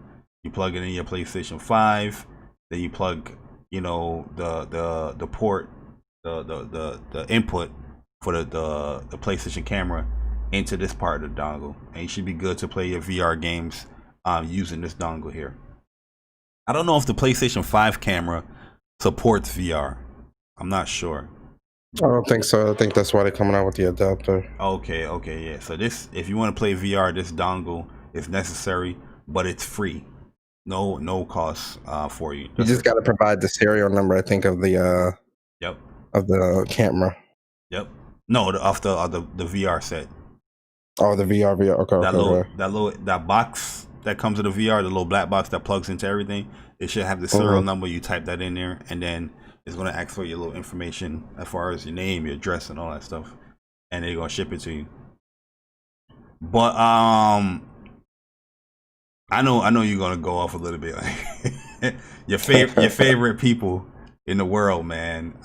Who you talking about? It's gonna get a little spicy, guys. Hang on to your seatbelts. It's gonna get a little spicy from this point on of the show. We was talking about all the good news and all the great stuff. Everybody's happy, everybody's having a grandiose time. But now we about to get into the serious mode, and a little bit of slander here and there is gonna come with the podcast, man. But Persona's favorite developers, CD Projekt Red, has delayed Cyberpunk 2077 once again. The game was gold, Persona. Gold. They said no more delays, and they hit you with a whammy here. They're going to delay the game 21 days, where it will be coming out now on December 10th instead of November 19th. And they listed their reasons here. As far as one of their reasons is to prepare for testing of the 9 different versions that they're going to have for the game. So they have it for the Xbox One, the Xbox One X, compatibility for the Series S and X. So that's 4 different consoles on Xbox, the PlayStation 4, the PlayStation 4 Pro, and PC, PlayStation 5.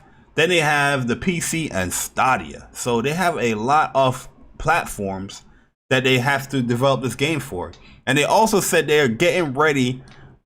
This delay gives them more time to better distribute a day 0 patch for this game. So you're looking at a healthy, chunky, hefty, husky, obese PS5 large looking patch day zero for Jesus this game, man. Your Christ, Persona, give me your thoughts. yo, man, listen. I can't help but laugh, right? And let me put a disclaimer out there. I'm excited to play Cyberpunk 2077, even though I don't like Witcher 3, even though I don't think CD Projekt Red deserves the title of a legendary developer. I don't care how friendly these people are to you guys or how friendly they come off. They are a development studio. They are a company that is in to make money. A lot of the issues that has been surrounding CD Projekt Red this year, a lot of it comes from them trying to portray themselves to be something that they're not, and that is your friend. They're not your friend. They're a company that needs to make money. They're a company with employees that they need to pay. And the only way they can do that is by making money. How do you make money? By charging people for stuff. What did they say? We respect your money. No microtransactions in CD Projekt in Cyberpunk 2077. No crunch. All this other stuff. No more delays. Everything that they have professed to be a negative within the industry that they wanted to go above and beyond to change and be better, they have gone back on. Even going as far as going back on going gold. Jesus. How do you go? See, and this is where the problem lies, because it's very obvious. It's very obvious that there is a lot of problems going on at CD Projekt Red at the management level, at the executive management level. I'm not going to say it's just the programmers and developers' fault. It's the leadership. There is a very bad leadership going on here, because no game should be going gold. Because going gold means that we got the patches in place. We're at, this is the final stretch. We're going to be able to make deadlines. How do you know that you're able to make deadlines? By evaluating the situation that you currently have and determining if, based upon the work output, the amount of people and things like that put in place, we can say comfortably that we have gone gold and we will be able to meet deadlines of November. I think 19th was when the game came out. Yep. Yo, they try to play us like we stupid too, because when you read the presser, right, they say, yo, we've gone gold master some time ago. Passing certification or going gold means the game is ready, can be completed, and has all content in it. But it doesn't mean we're stopped working on it. Yeah, we understand that, because we understand patches is going to come and all that stuff. But gold means that your game is ready to ship. You know what I mean? Like you're shipping out this game, you can send it to reviewers and all that stuff. This game is ready to go. But when have we ever got a game that went gold and got delayed, Persona? Can you think of any game that's off the top of your head? No, honestly, I can't. I'm being serious. I'm not even trying to be funny. I'm being serious. Like, I can't. I'm right there with you. I'm thinking, and I can't remember a game going gold and get anybody can bring it up in the chat. Let us know. Do the research. Let us know. And look, I don't want to kick them while they're down, right? Because I know it's a lot of developers over there at CD Projekt Red that's working hard and things like that. A lot of platforms no one here too. Is trying to kick them. A lot of platforms. No one here is trying to kick them while they're down. You get what I'm saying? No one here is trying to do that. But I think what everyone needs to understand is that with CD Projekt Red, now this means that and listen, I'm not crunch is crunch. But now, if they were crunching now, that crunch about to be double. Because if you don't meet this December deadline and you have to delay it again, it's already a problem now. But now we're getting into red alert territory. You feel me? Where it's like, all right, what's good here? Yeah, if it gets delayed again, that is red light. That's yeah. It's the Star Wars Death Star symbol there. It's a problem. No, it's a problem. Honestly, it's a problem, because what is going on at CD Projekt Red that you can't meet deadlines? What's going on? For a game, everything has bugs and things like that. But you went gold. Oh, we went gold by mistake. No, I think you went gold because you were trying to counteract the crunching news that was coming down on you all. And you were trying to say, oh, well, the crunching, obviously it mattered because now we're going gold. You get what I'm saying? Yeah. I think they actually went gold prematurely. Yeah. They decided to go gold to shut people up about the crunching, to justify the reason for the crunch. But then in going gold, they realized that they still are behind. And that's something that I think people need to understand. These are things that people know like a week or 2, 3 weeks, months in advance in terms of the workflow, right? Going gold and then a couple days, like a week later, being delayed. The delay was known before they decided to go gold. But they thought that the work output would be the work that they were doing in the crunching would mitigate that, and it didn't. You know what I think? I think that I don't think it was going gold. I kind of agree with you a little bit, but I also want to lean towards this point where I really think it went gold because the game was ready to go. It was ready to ship. But I feel like they delayed the game and they put out this presser and all that stuff is because when your game go gold, that's when you start getting in other people's hands as far as previewers, reviewers, and all that stuff. And they didn't want to have like a bad, impression of their game because there was so much bugs and whatever. So they say, oh, we're going to delay the game. The previewers are going to play a certain version of the game. But when that day 0 patch come in, that's what they're going to review. That's a big problem as well, though. That's a big problem because if they review something that's pre-patched and is buggy, that's a big problem. But here's the other problem, Bari. If the delay that they did here does not prove to be a lucrative delay, meaning, oh, we delayed the game, but we ironed out all the bugs. So now when it gets in reviewer hands and everybody's hands, it's all going to be the same game. If the game is still buggy, and when I say buggy, I'm talking, you know what I mean, bad. I'm talking spectacular bug level bugs, like Bethesda level bugs. If it's buggy and it's got these issues, it's still gonna look back to you've had 3 delays now. Jesus. And the game still is not in a state that it should be in terms of playable, or it's game breaking. Like the game is, choppy or whatever the case may be. It's going to look 10 times worse on CD Projekt Red as a company, as a developer. And this is why I'm saying I think we may see, because for 2 reasons. One, December's not a good month to release. This is a high profile game. This is high profile, and a lot of people's spending is going to be in that November month. We're talking November has at least 20 plus games releasing. Anything releasing after that November month are games that, you can kind of buy it or you don't. Cyberpunk is not that type of game. Cyberpunk is a high profile game that everybody wants to get their hands on. You have to capitalize on that spending power in that November month. So the fact that it's not going to be releasing around the launch of the consoles, people got to wait till December and all this other stuff. I think that this game is going to get another delay into spring. I'm dead ass. December's not a good month to release the game. It's not. I don't think December. I think December's a good month to launch a game. Look at games like Final Fantasy 16, Last Guardian, Gran Turismo. Final Fantasy 16, huh? I mean 15. They all launched in December. Had pretty good success. 15 launched in December, no, it didn't. Yeah, it did. Remember, it was like December 19th or something like that. But I do get your point though, because the original release date is a pretty good release date that they had. It fresh up everybody getting their consoles. They looking to buy a new game, especially for the Xbox. But yeah, Final Fantasy released November 29th. Oh, did it? Yeah. So I think it was World of Final Fantasy that launched at December or something like that, right? Look at it was one of Final Fantasy that launched in December. Look at World of Final Fantasy when he got the I know. Nope, October 25th. Okay, so I don't know what Final Fantasy game I'm thinking about that launched in December.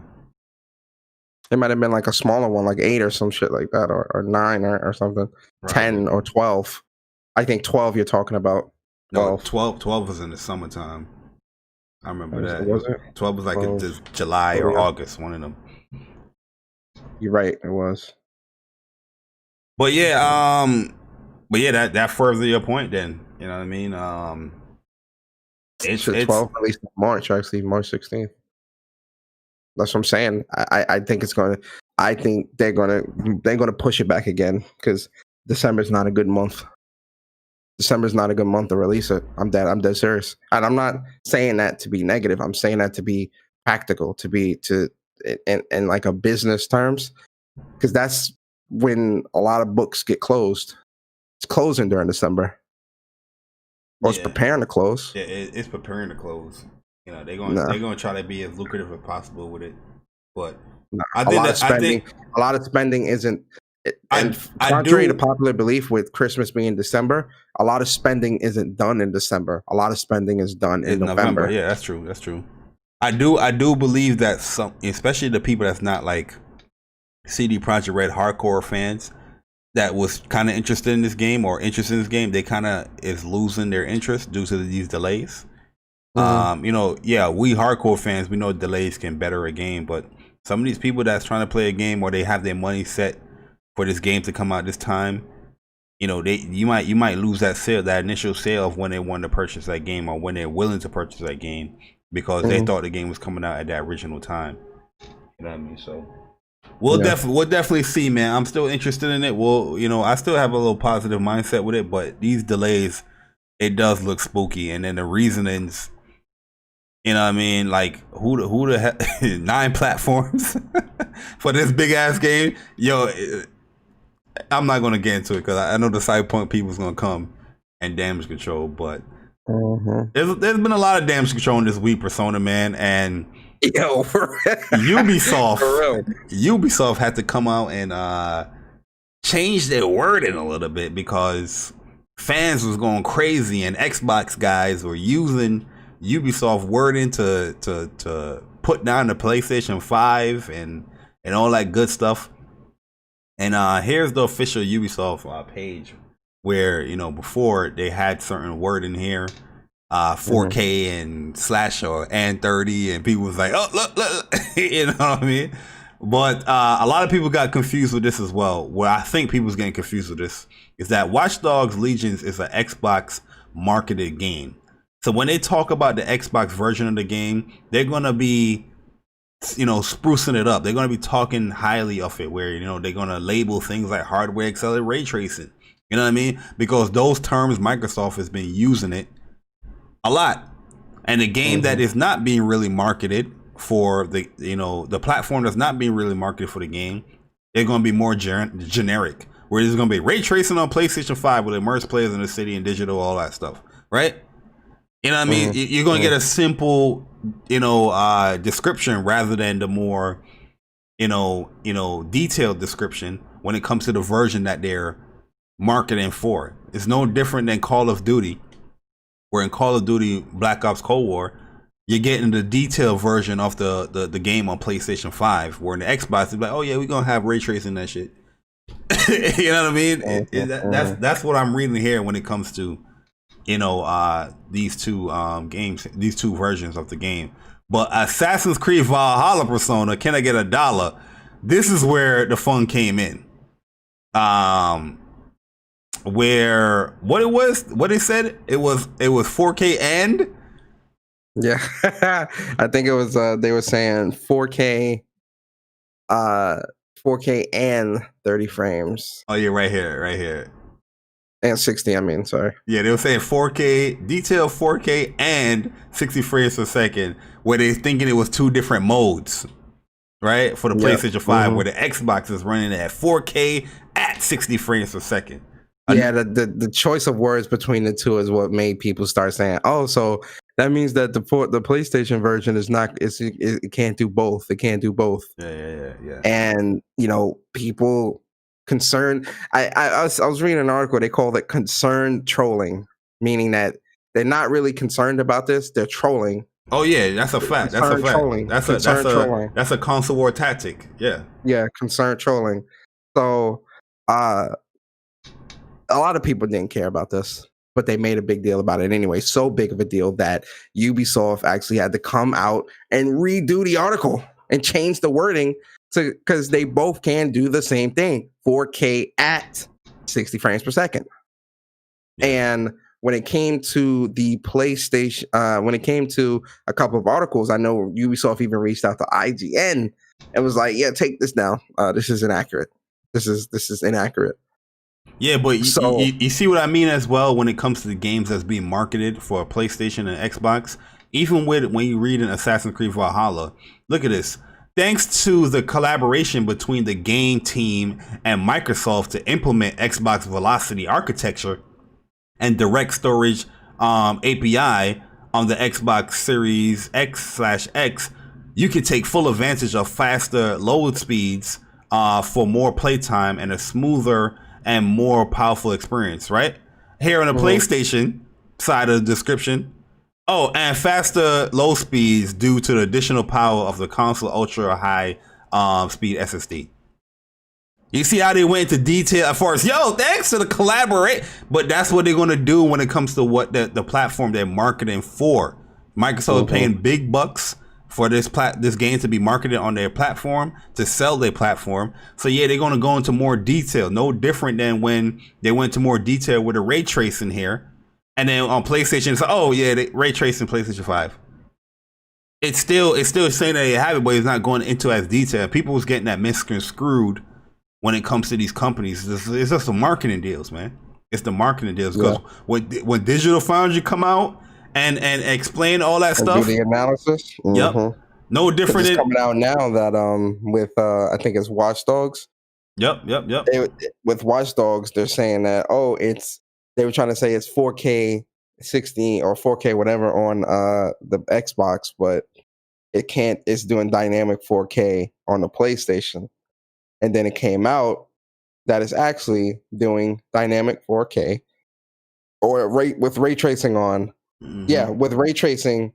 So if you so on Watch Dogs with ray tracing, it's 1440p on Xbox. Yeah, with the ray tracing on. So it's like, what are we doing here? You know what I'm saying? Like, what's going on here? And look at Immortal Phoenix Rising. That game is being more centered toward marketing being on the PlayStation 5, right? And look how they word it with PlayStation 5 and Xbox. They're talking about the DualSense, the 3D audio. You know what I mean? They're going into more detail, where Xbox is like, yo, we got HDR technology. You know what I mean? Dolby Atmos. But here they going, the 3D audio, you know what I mean? That's just how the wording is, man. That's just how wording is when it comes to these. So you can't really go into detail. You can't really like tie in fanboy wars with that stuff. You gotta look more at like the people that analyze this stuff and break it down as far as that's the fanboy ammo you would use if one is better than the other. But these wordings that they have on these press releases is just due to the marketing. It's the marketing for these companies. But it's kind of crazy that Ubisoft had to change the wording due to the fanboys and console wars. Like, console wars is definitely changing a little bit, Persona, man. Yeah, like console wars back in the day was just a subset of people that would just debate about XYZ. But with social media being so vast and so interconnected now, the smallest things can be made into a big deal just off of trolling. And it's like, it gets the attention of these companies and stuff like that. And I'm just like, yo, it's scary how much the console war really does control a lot of the narratives within gaming now. Yeah. It's actually kind of scary. Like, because back in the day, debating PlayStation and Xbox, that was just harmless fun stuff. Like, you ain't got execs and community managers always paying attention to that stuff. Like, it was just jokes. Now they're using the lingos. They're using the language that they're game journalists are building their articles around console warring. As much as these people hate console warring, they build their articles, and their language within the articles is geared towards that, to get to pull in the reader and pull in that console war crowd and stuff like that. You got executives now they're deliberately speaking to that. Yeah. Right. Perfect example. Mark Cerny, when he was talking about teraflops in his May event, who is the most vocal about that stuff? Console war people. So to address that, like, it's scary how much the console war is entwined into the industry now, and really the console war and trolling and stuff like that can really push and control a lot of narratives, which is Yeah, but Crazy. people, they say they don't like it, but they participate in it every week, every month. Every day, every day, every uh, day. They yep. got podcasts dedicated towards talking about that stuff. You feel me? Oh yeah, facts, man. And We shut up. before we get into the topic, we got two more new stuff to talk about. I'm gonna save Jim Ryan for last, but here's one that I want to talk about. Here is a cool game coming officially now, early 2021 for PlayStation 5 and PlayStation 4, and that is Pray for the Gods, man. This is like a game, inspired by the Shadow of Colossus. I thought this was Shadow Colossus for a second when I first seen it. I was like, wait, this looks Yeah, just like Shadow this Colossus. game was on Kickstarter for years, man. I actually support this game as well, because they sent me. I forgot that I supported it. They sent me an email. It was like, yeah, officially announcing it was coming to early 2021. Pray for the gods, and they also labeled that, due to everybody that have supported the game on Kickstarter, is the PS4 version. They let you know that you can upgrade for free for the PS5 version here. But yeah, this is a game. Pray for the Gods, man. Like I said, they've been in development since 2016. And it's looking good, man. It's looking really good. On PlayStation 4 is going to be running at 30 frames per second, while on that PS5 is going to run in at 60 off right out the gate at max graphical settings. So shadows, higher textures is awesome. All that, the load time is going to be great, and all that stuff. And if you guys want to look at the game real quick, I'll play the trailer here. But did this catch you, Persona? Interested in Yeah. it? Oh no. Yeah. Oh yeah. Yeah. This definitely has me excited. I can't wait to get my hands on this and try this. I'm definitely gonna pre-order this Yeah, for sure. it's pretty much, it's pretty much like Shadow Colossus is a boss run game. I think they got like 9 bosses in the game. Um, and yeah, it looks pretty cool, man. More like an animated Shadow Colossus type game. Yeah. Yeah. It looks good. It looks good. Definitely looks like a spiritual successor to Shadow Colossus, which I can appreciate. So Yep. that's a big one. Yeah, I'm gonna upgrade the PS5. Play that thing at 60 max graphical settings. PC guys said it's never happened. We don't know anything about frames and resolutions because you're not running at max graphical settings. Well, it's funny. Last gen, this gen now, we're still in this gen, PS4 generation. I'm talking about. So in this generation, 60 frames was supposed to be the standard for this gen, and it wasn't. Mm-hmm. Going into next gen, 60 frames is the standard. That's going to be the standard. So realistically, we're good. We got the graphics, we got the exclusives, we got the 60 frames, ray tracing, all that stuff. I'm happy. I think this is the gen where that 60 frames per second option is definitely going to be the standard. You get what I mean? I think we're finally moving the needle forward in that regard. Yep. Yeah, I definitely agree, man. And yeah, PlayStation 5 is delivering, man. A lot of people doubting it as far as what it will entail, as far as bringing 4K 60. They thought it would never happen, but it's definitely happening here. But we're gonna talk about my man Jim Ryan.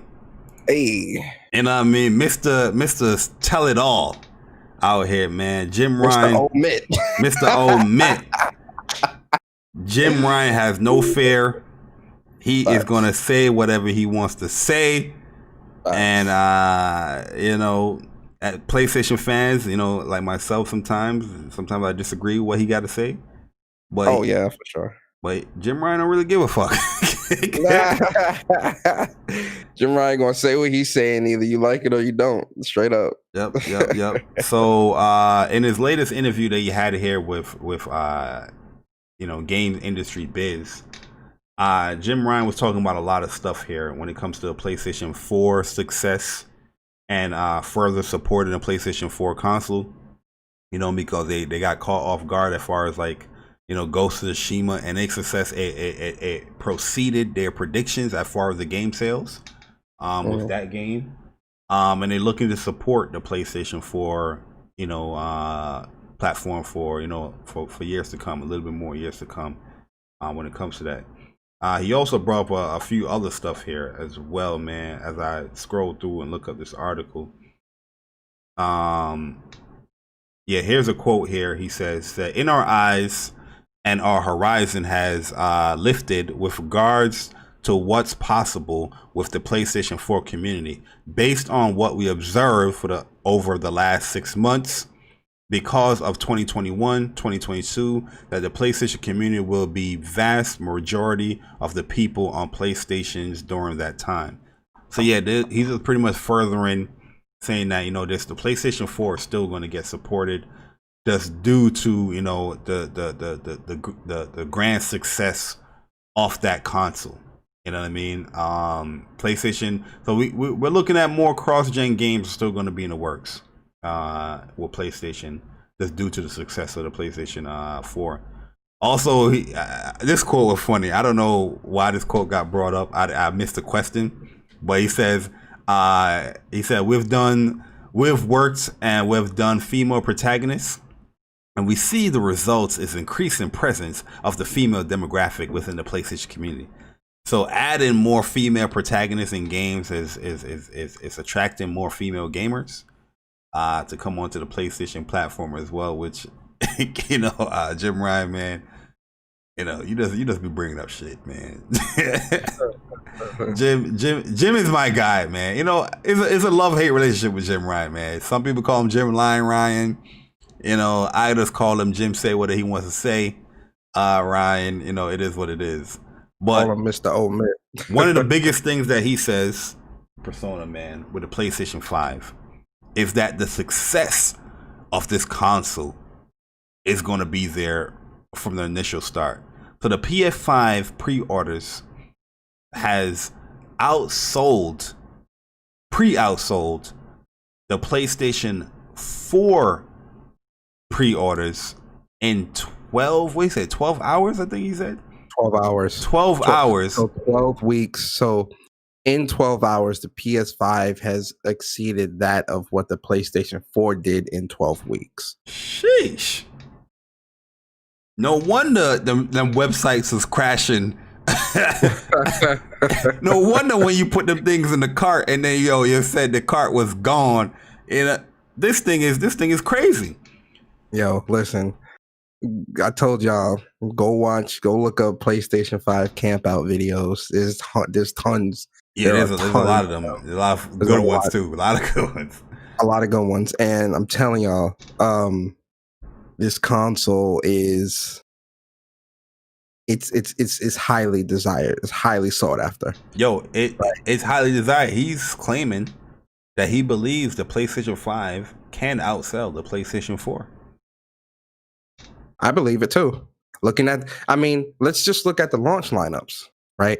The launch lineups of the consoles themselves are next level. You feel me? Yeah. Like, it's next level. Like this launch lineup is definitely one of, if not the greatest PlayStation launch lineup that we've ever gotten. And with Demon's Souls and Spider-Man alone, Demon's Souls and Spider-Man alone is going to move consoles. It is going to move consoles for a good time, especially Demon's Souls, because Demon's Souls is a cult classic. Demon's Souls, everybody wants this game. I believe it. Then when you look at what they got coming down the pipeline, we still got Ratchet & Clank, Horizon Zero Dawn, God of War. Are you kidding me? Godfall? Are you kidding me? Are you kidding me? Then you look at Final Fantasy. Are you kidding? Exclusive to the PlayStation 5? It's crazy. Go ahead. It's crazy, man. The start and then the ongoing of you having a PlayStation 5, it's gonna be constantly busy. It's not gonna be no droughts. From what I'm seeing, the PlayStation 5 from launch to the end of 2021, you're gonna be busy as hell playing this console. Especially if Final Fantasy 16 is releasing in 2021, you're gonna be busy. Oh, you're not. God of War, because God of War is released in 2021. Ratchet Final Fantasy 2021. Ratchet & Clank. Horizon 2021. Ratchet 2021. You understand how powerful? You understand how powerful that lineup is right there? You understand how powerful that lineup is? That's crazy. Man, crazy. 2021.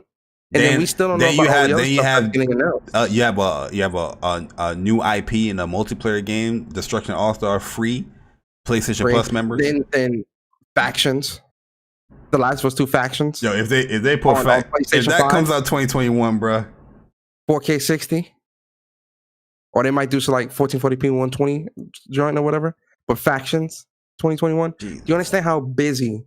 Like once PS5 launch, you're gonna be busy from launch day until the end of 2021. And then next year when they start announcing what's to come in the following year and stuff like that, you're gonna be busy. You're going to be busy. So I believe it. I believe it. I believe that just look at you know what, Bari? Just look at the YouTube and Twitter numbers when they announce stuff PlayStation 5 related. Just look at the YouTube videos of people wanting a PS5. Just look at the Twitter with the trendings and you know these what I'll do for PS5. Yeah, what the memes of yeah. The mind share and the excitement and joy is there. It's there. People want it. And I'm sure PlayStation is trying to figure out ways to get even more consoles out because this first batch it's gone. This first batch is gone. I'm letting everybody know now. The first batch is gone. Jim Ryan said it himself. It's going to be hard to get a console at launch and after launch. Mm-hmm. They're saying this themselves. This is them saying it. Only way you get one is from the scalpers like me, and it's going to be crazy. You understand? So with that,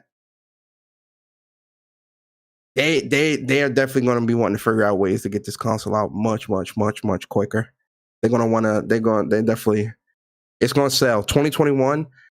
I can easily see 10 to 15 million consoles selling by the end of the year, like just within that year. And especially if they space it out right too. Oh man, yeah. it's gonna be a good time. I can see 15 minutes. I can see them being at 15. I can see them like so from now to the end of 2021. So December 31st, 2021. I can see them being at 20 to maybe 25 million consoles sold. I can see it. But that is another good point right there because Jim Ryan said that the PlayStation 5 is going to be pretty much sparse on release date. You know because they pretty much sold out with their pre-orders. So you know what I mean, those pre-orders, they're looking at them joints of sale. So when it comes to like the retail stores, it's gonna be very limited as far as you finding one. Where the PlayStation 4, it was kind of limited, but you could still find a PlayStation 4, you know, walking into one of these retailers like Walmart, GameStop, Best Buy. You can find one. But they're saying with this PS5 it's gonna be impossible to kind of find one. We're definitely gonna put that to the test when it actually launches. But you can tell, man, because I've never seen anything like, especially with the PlayStation 4, people are still pre-ordering PlayStation 4s around this time.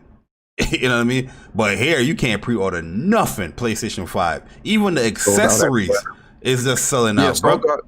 On the PlayStation website, all accessories are sold out. Yeah, yo, it's on Amazon. All accessories are sold out. The freaking media remote, bro. The media report. No one buys the media remote. Yo, that's sold out. What is going on here, yo? That's sold out. I'm like, damn, yo, people really loving it, man. And that's what we're gonna lead into. To finish out the show is the accessories persona as our topic. Our plan and our goal was to have our impressions up with the accessories. I think we can only talk about the Pulse headsets because our dual senses didn't come in. UPS. I'm looking at you with a side eye, and I'm gonna kick you in the shin. Whenever I see you. But the dual sense. Definitely gonna have an impression up when it's in our hands. I think I get mine like around Tuesday. I get mine's. The DualSense I have mine's Tuesday. Yep. But speaking for the Pulse headsets though, they're very comfortable. We didn't talk about the app either. Oh shit! Yeah, we can put that in the topic then. Yeah, we can put that in the topic. Yeah. The new PlayStation app, guys. You want to do accessories first and then go to app? Yeah, we'll do accessories. Yeah, let's take the accessories. Go ahead. Continue. No, I'm liking the Pulse headset, man. I think they're dope. It feels Mhm. good on my ear. Like the actual cups is actually on my ear. Like the old goals, it was just too big, right? Where with this one, I feel like it's just sucked into my ear, where I can just hear everything. I've been playing Uncharted 4 because it supports 3D audio, and it sounds better than ever, yo. Because I never had the platinums. I only had the golds. Which funny story is that, yo, my original goals broke. I bought a new goal, but I think matter of fact, I know now, I threw them joints away by accident Oh because I have the no. dongle and everything. Yo, if you look at my desk, I have like 3 dongles for the goals, and then I have this one for the pulse, man. It's crazy, but no, I'm liking the pulse headset, man.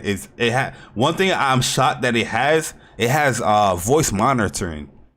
So voice monitoring is cool because you get to hear your voice actually when you're speaking. That's one thing that these headphones have. These Samsung G Pro Samsung mic that I'm using here. I can hear my voice just to hear yourself as far as you sounding good, everything sounding clear. If you're hearing any background noise and all that stuff, but they also have them there on the Go headsets. I do like the mute button, where if you press the mute button, you actually feel like, oh, I'm on mute. Where the other button sometimes is just like a button where you wouldn't know you're on mute or you're unmuted without seeing the actual icon pop up that you're muted or unmuted. So that's pretty good. Hmm. Um, and yeah, it's dual. It has a dual mic, so it cancels out your background noise. Well, it tries its best to cancel out your background noise, and then you have your mic right there, built-in mic. I know a lot of people was asking that on Twitter, but yeah, it is a dual mic setup, similar to like the DualSense, man. But what's your thoughts Hmm. on it, man? Yo, for me, man, I only got the headset for right now.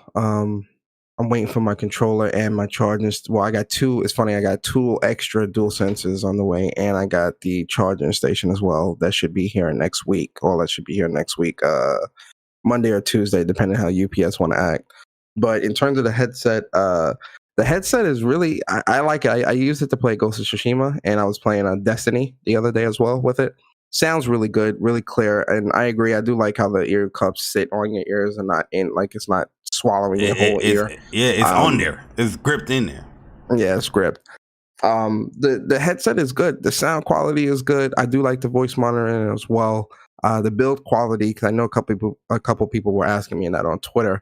The build quality for it is it's solid. It's plastic. Like it ain't metal or nothing. Like it ain't nothing crazy. Yeah. And if you throwing these things across the room, it's gonna break.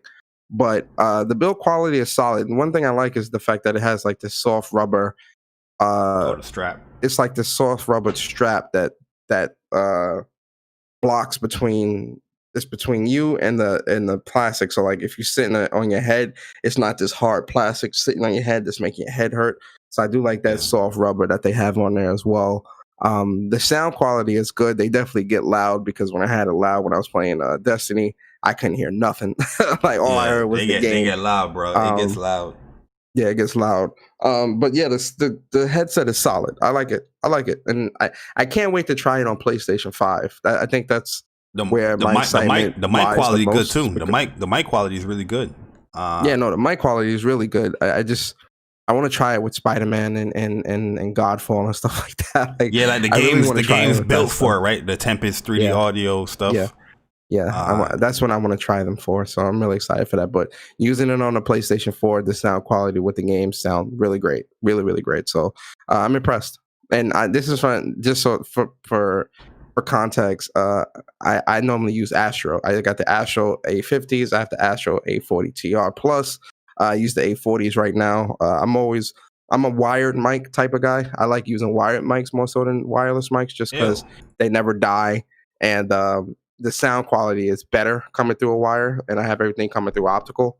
But because there's no optical port on the PlayStation 5, I can't use my Astro headset with the mix amp. Oh man. So it's one of those things where I'm like, all right, um, yeah, I'm gonna have to figure out that whole headset situation. But looking at this 3D audio headset, it's looking like it's going to be dope. It's looking like it's going to be a good alternative. It's looking like a movement. Yeah, plus 12-hour battery life, so I'm good. Yo, yeah, the battery life is pretty good, man, because that's the first thing I kind of tested. Like I let it die out, and then I charge it up all the way, and I haven't put it in there yet. I haven't charged it yet off of that first charge. I still haven't charged it yet. So it's pretty good. Yeah, you're definitely supposed to when you get a product out the box, you're supposed to let it die before you charge it for that first charge. Yep. But yo, Persona, man. So that's the accessory we can talk about right now. When we get we'll talk about the controllers and stuff next week. We'll definitely have next week it's going to be a good week. It's going to be Persona. So one of the running jokes with the podcast is that I always get the good weeks when it comes to PlayStation news. Like host a podcast, but next week though, this man Persona's gonna get hit with a whole bunch of game impressions and UI and all that, because you know it's coming. The embargoes is lifting next week. The embargoes lift next week. Yeah. So, and we're gonna have the DualSense impression. That's the real impression. I watch a lot of people impressions, but I really don't give a damn about your impression. I want to know how I feel about it in my hand. You know what I mean? And whatever I say, that's the gospel. Yeah, I agree. My impressions is what matters the most. That's the most you got these tinky winky PlayStation gamers, right? That's game. I just playing PlayStation for exclusives, trying to give their impressions on a controller. Sit your ass down somewhere.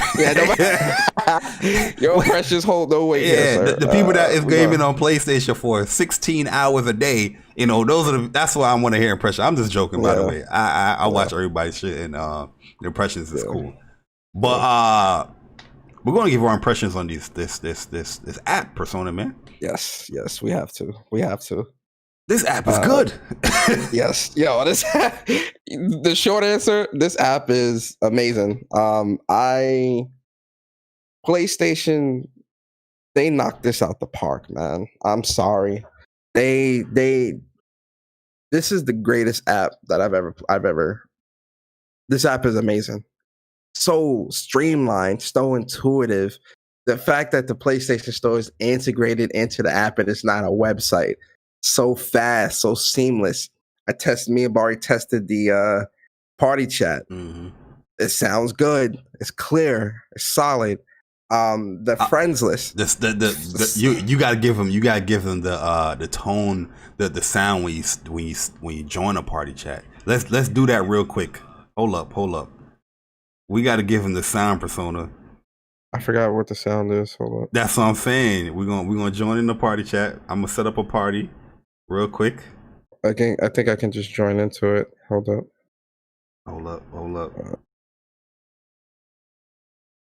All right, so it's empty. Hold up, don't join yet.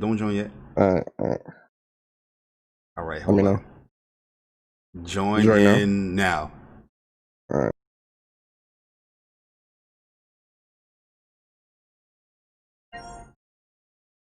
Did y'all hear that? Yo, leave it and join. All right. Hold on.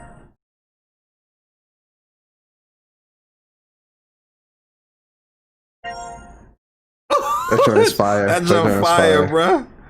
Yeah, that joint is fire. The party chat is on point. They did a good job with that. Sound quality is good. You can message and do everything in there. Also, if you're on the PlayStation 4, you can also join in on the party chat. So you can be in the game, you can be in the mobile and in the PlayStation 4 party chat. It's pretty good, man. Yeah, I think Barry, you'll agree with this. One of the things I don't like is you can't set categories for specific things. So like with games, right? In the PlayStation, there's like a list for like purchase date. A through Z through A. You can't do it like that. You can search the game up. Like there's a search to search the games and search your friends and stuff like that. But there is no like categories. It's just all just there. Yeah, they need a better way to sort it. They need a better way to sort the purchase because it goes from A to Z. So let's say you on a PlayStation 5 now, you want to download real quick, Horizon Zero Dawn to your PlayStation 5. You're gonna have to scroll all the way down to H. And this is bad for people that have a lot of games. Well, no, you can just search it though. You can just search. Oh, you can just search it through the main thing. Search it. No, you get there's a and this is why it's not too terrible, because there's a search function. There's a search function. There's a search function in the app in the game section where you can search for your friends and search for a game. So if you type in Horizon or type in H, it's going to show all the games that begin with H or all the games that start with Horizon. So you can search, and I think that's why it's not super terrible. But I still would like a category option as well. I just noticed that. I didn't notice because when I was going to search, it was highlighting players. But yeah, I see the game tab. Oh, yeah. Okay. I did not know that. Now I just witnessed it right there. Gotcha. So, and man, can we talk about this PlayStation Store for a second, Bari? Please? Oh man, it's zippy, bro. It's zippy. If this is any indication of what the PlayStation Store is going to look like on PlayStation 5 and how it's going to perform and all that, I'm scared, man, because it's so fast, so intuitive. The presentation is good of how it looks, like how the store looks. Everything is just there, front and center, all the information you need. I keep looking at the store, I keep buying shit. Yep. I think I've bought every PlayStation 5 game except for the sports games and shit like that. The only things I haven't bought is some third-party games that like Assassin's Creed, Valhalla. Can I get $1? Watch Dogs. I ain't bought none of that yet. But the exclusives, all bought. Pathless. I still gotta buy Devil May Cry and Temtem. Yeah, DMC. I need to get it. Yeah, Temtem I haven't got yet either. Yeah, I haven't got that yet either. I got Pathless though. I pre-ordered that. Yep, Pathless. I got Hitman. I haven't got yet. I know you're getting that Prince of Persia. Nah, I'm not buying that, man. I'm not buying that, man. I'm good.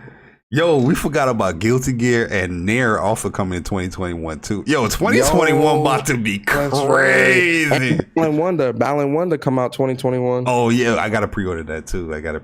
Balan Wonder come 2021. Yo, 2021 about to be. It's about to be a year, man. Wow, bro. It's gonna be a year, man. It's gonna be. Yo, it's this one game that I've been looking at on the PlayStation Store. It's called Sukuna of Rights and Ruin. I was looking at. Oh yeah. Like, yo, this look good as hell. Yeah, I'm interested in that. Destiny, which comes out November 10th, the Beyond Light DLC expansion. Oh, let's go. I'm excited for that, 60. I might have to come through again, man. I might have to come through on that Destiny. This is why I'm so excited for Destiny, because Destiny is now going to be 4K 60 frames on PS5. Yeah, bro. This is the only thing that has held this game back for me is the fact that the game is in 30 frames and not 60. The fact that it's going to be 60 frames now, yo, Comp and Destiny, I'm about to be. Yo, that's all I'm going to do, man. I'm going to be playing that multiplayer, man. I might have to, you know what I mean? I might have to go in there real quick and do what I did in Destiny 1, you know. But I left Destiny 1 because you stopped playing the game and everybody got these cool ass weapons and all that stuff. And I'm the type of person when I play games like that, I don't want to be carried by nobody. You know what I mean? Where everybody's like, yo, play. I know you haven't played in a while. I'm level 266,000, but I'm gonna get you up here. And I'm just like, yo, I don't. If I feel like I'm not putting in any work or I'm useless, that's not fun to me. I want to put in some work. So that's why I be like, yeah, I'm good. That Nier Replicant looks good too. And they said they're going to have a PS5 version for that. Yep. Like PS5 upgraded version and stuff. So yo, and one of the best one of the best things I like about the PlayStation app is that they incorporated the PlayStation blog within the app in the little news section.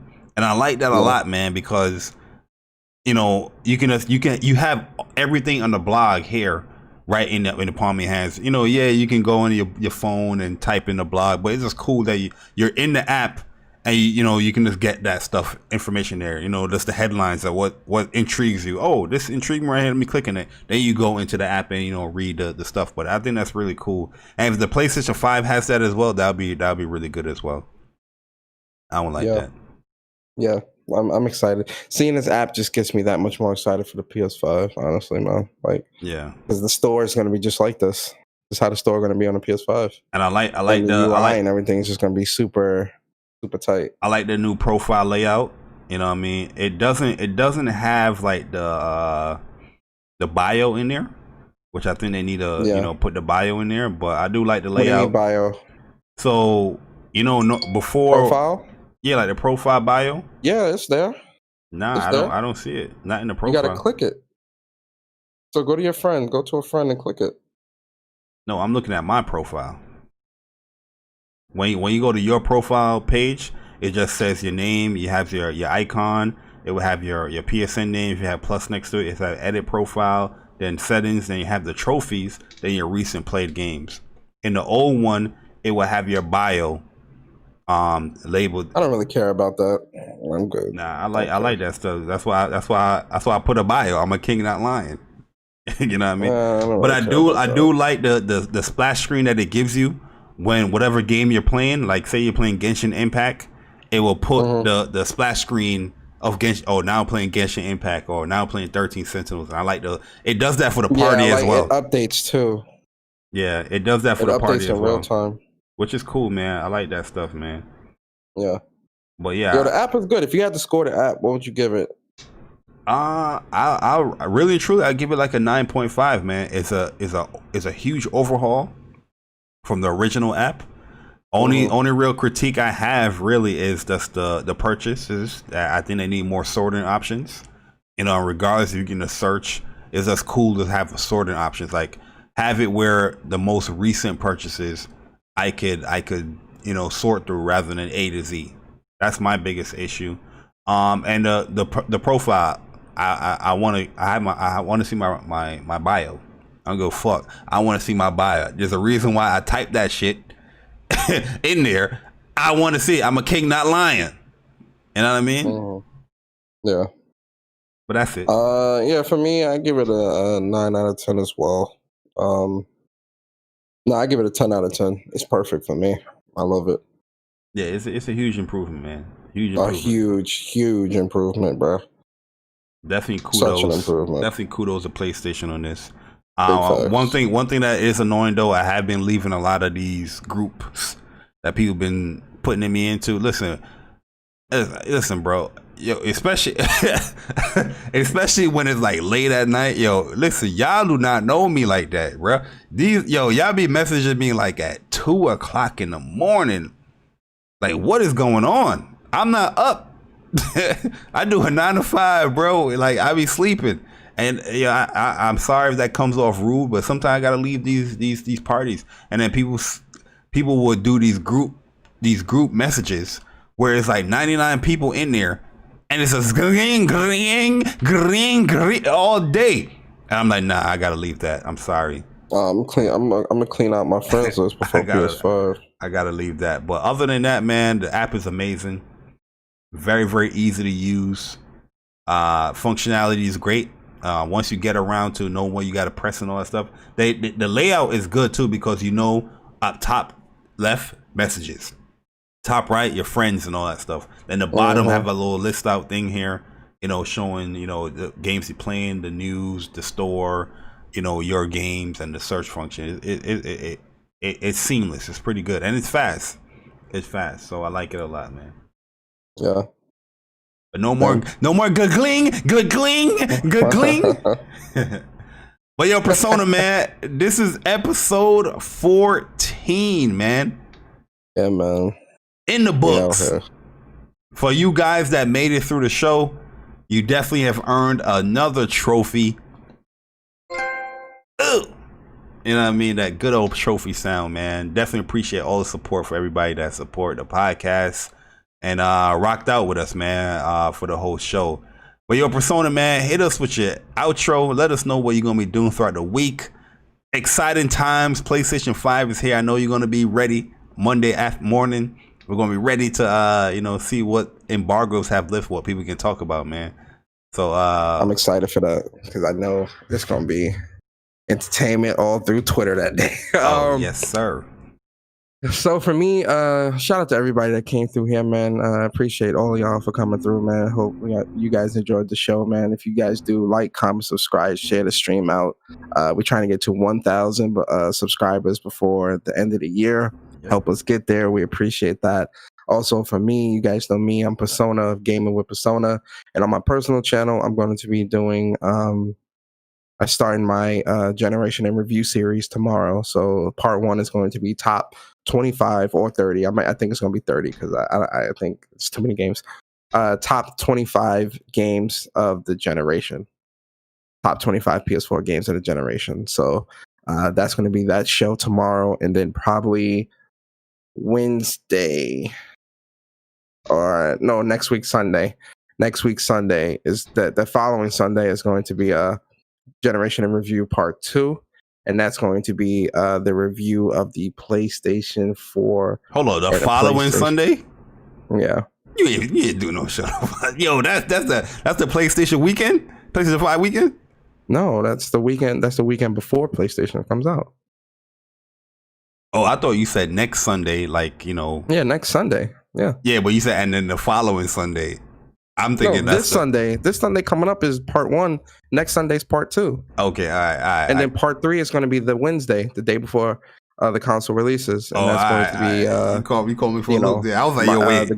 My greatest moments, my greatest memories and moments for the place for this generation, PS4 generation. Absolutely, that's going to be an emotional show, man. Y'all better tune in. I want you to be a part of that. I want you to come through for that.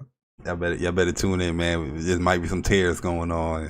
I definitely want you. If the whole council can come, that would be kind of cool, actually, because we all met at the beginning of PS4 generation. As they should. But yeah, man. So that's what's going to be happening for me. I'm sorry, it's not going to be a whole lot of content, guys. I'm studying for my test. I take my test next week, next Friday, so the 6th. So once I'm done with the test, it's straight gaming, straight content, straight gaming.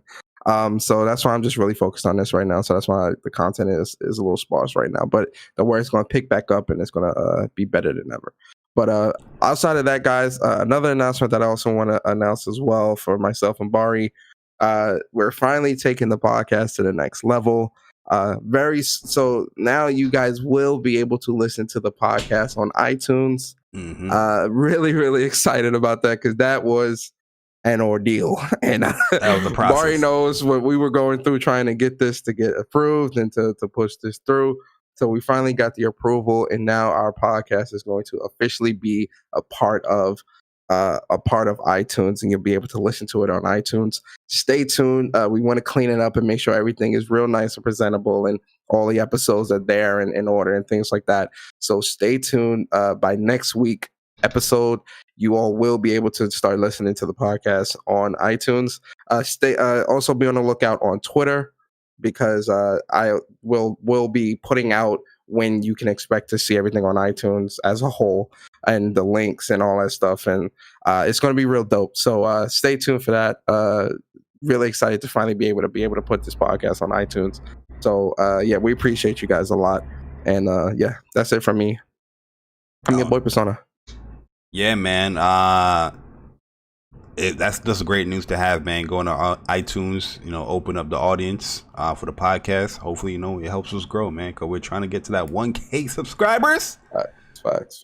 And trust me, guys, once we get to those goals, man, we're going to do a lot of fun stuff and open up the show to give, further incentives to support the channel, man. But it is not mandatory to do so. But yeah, great week this week, man.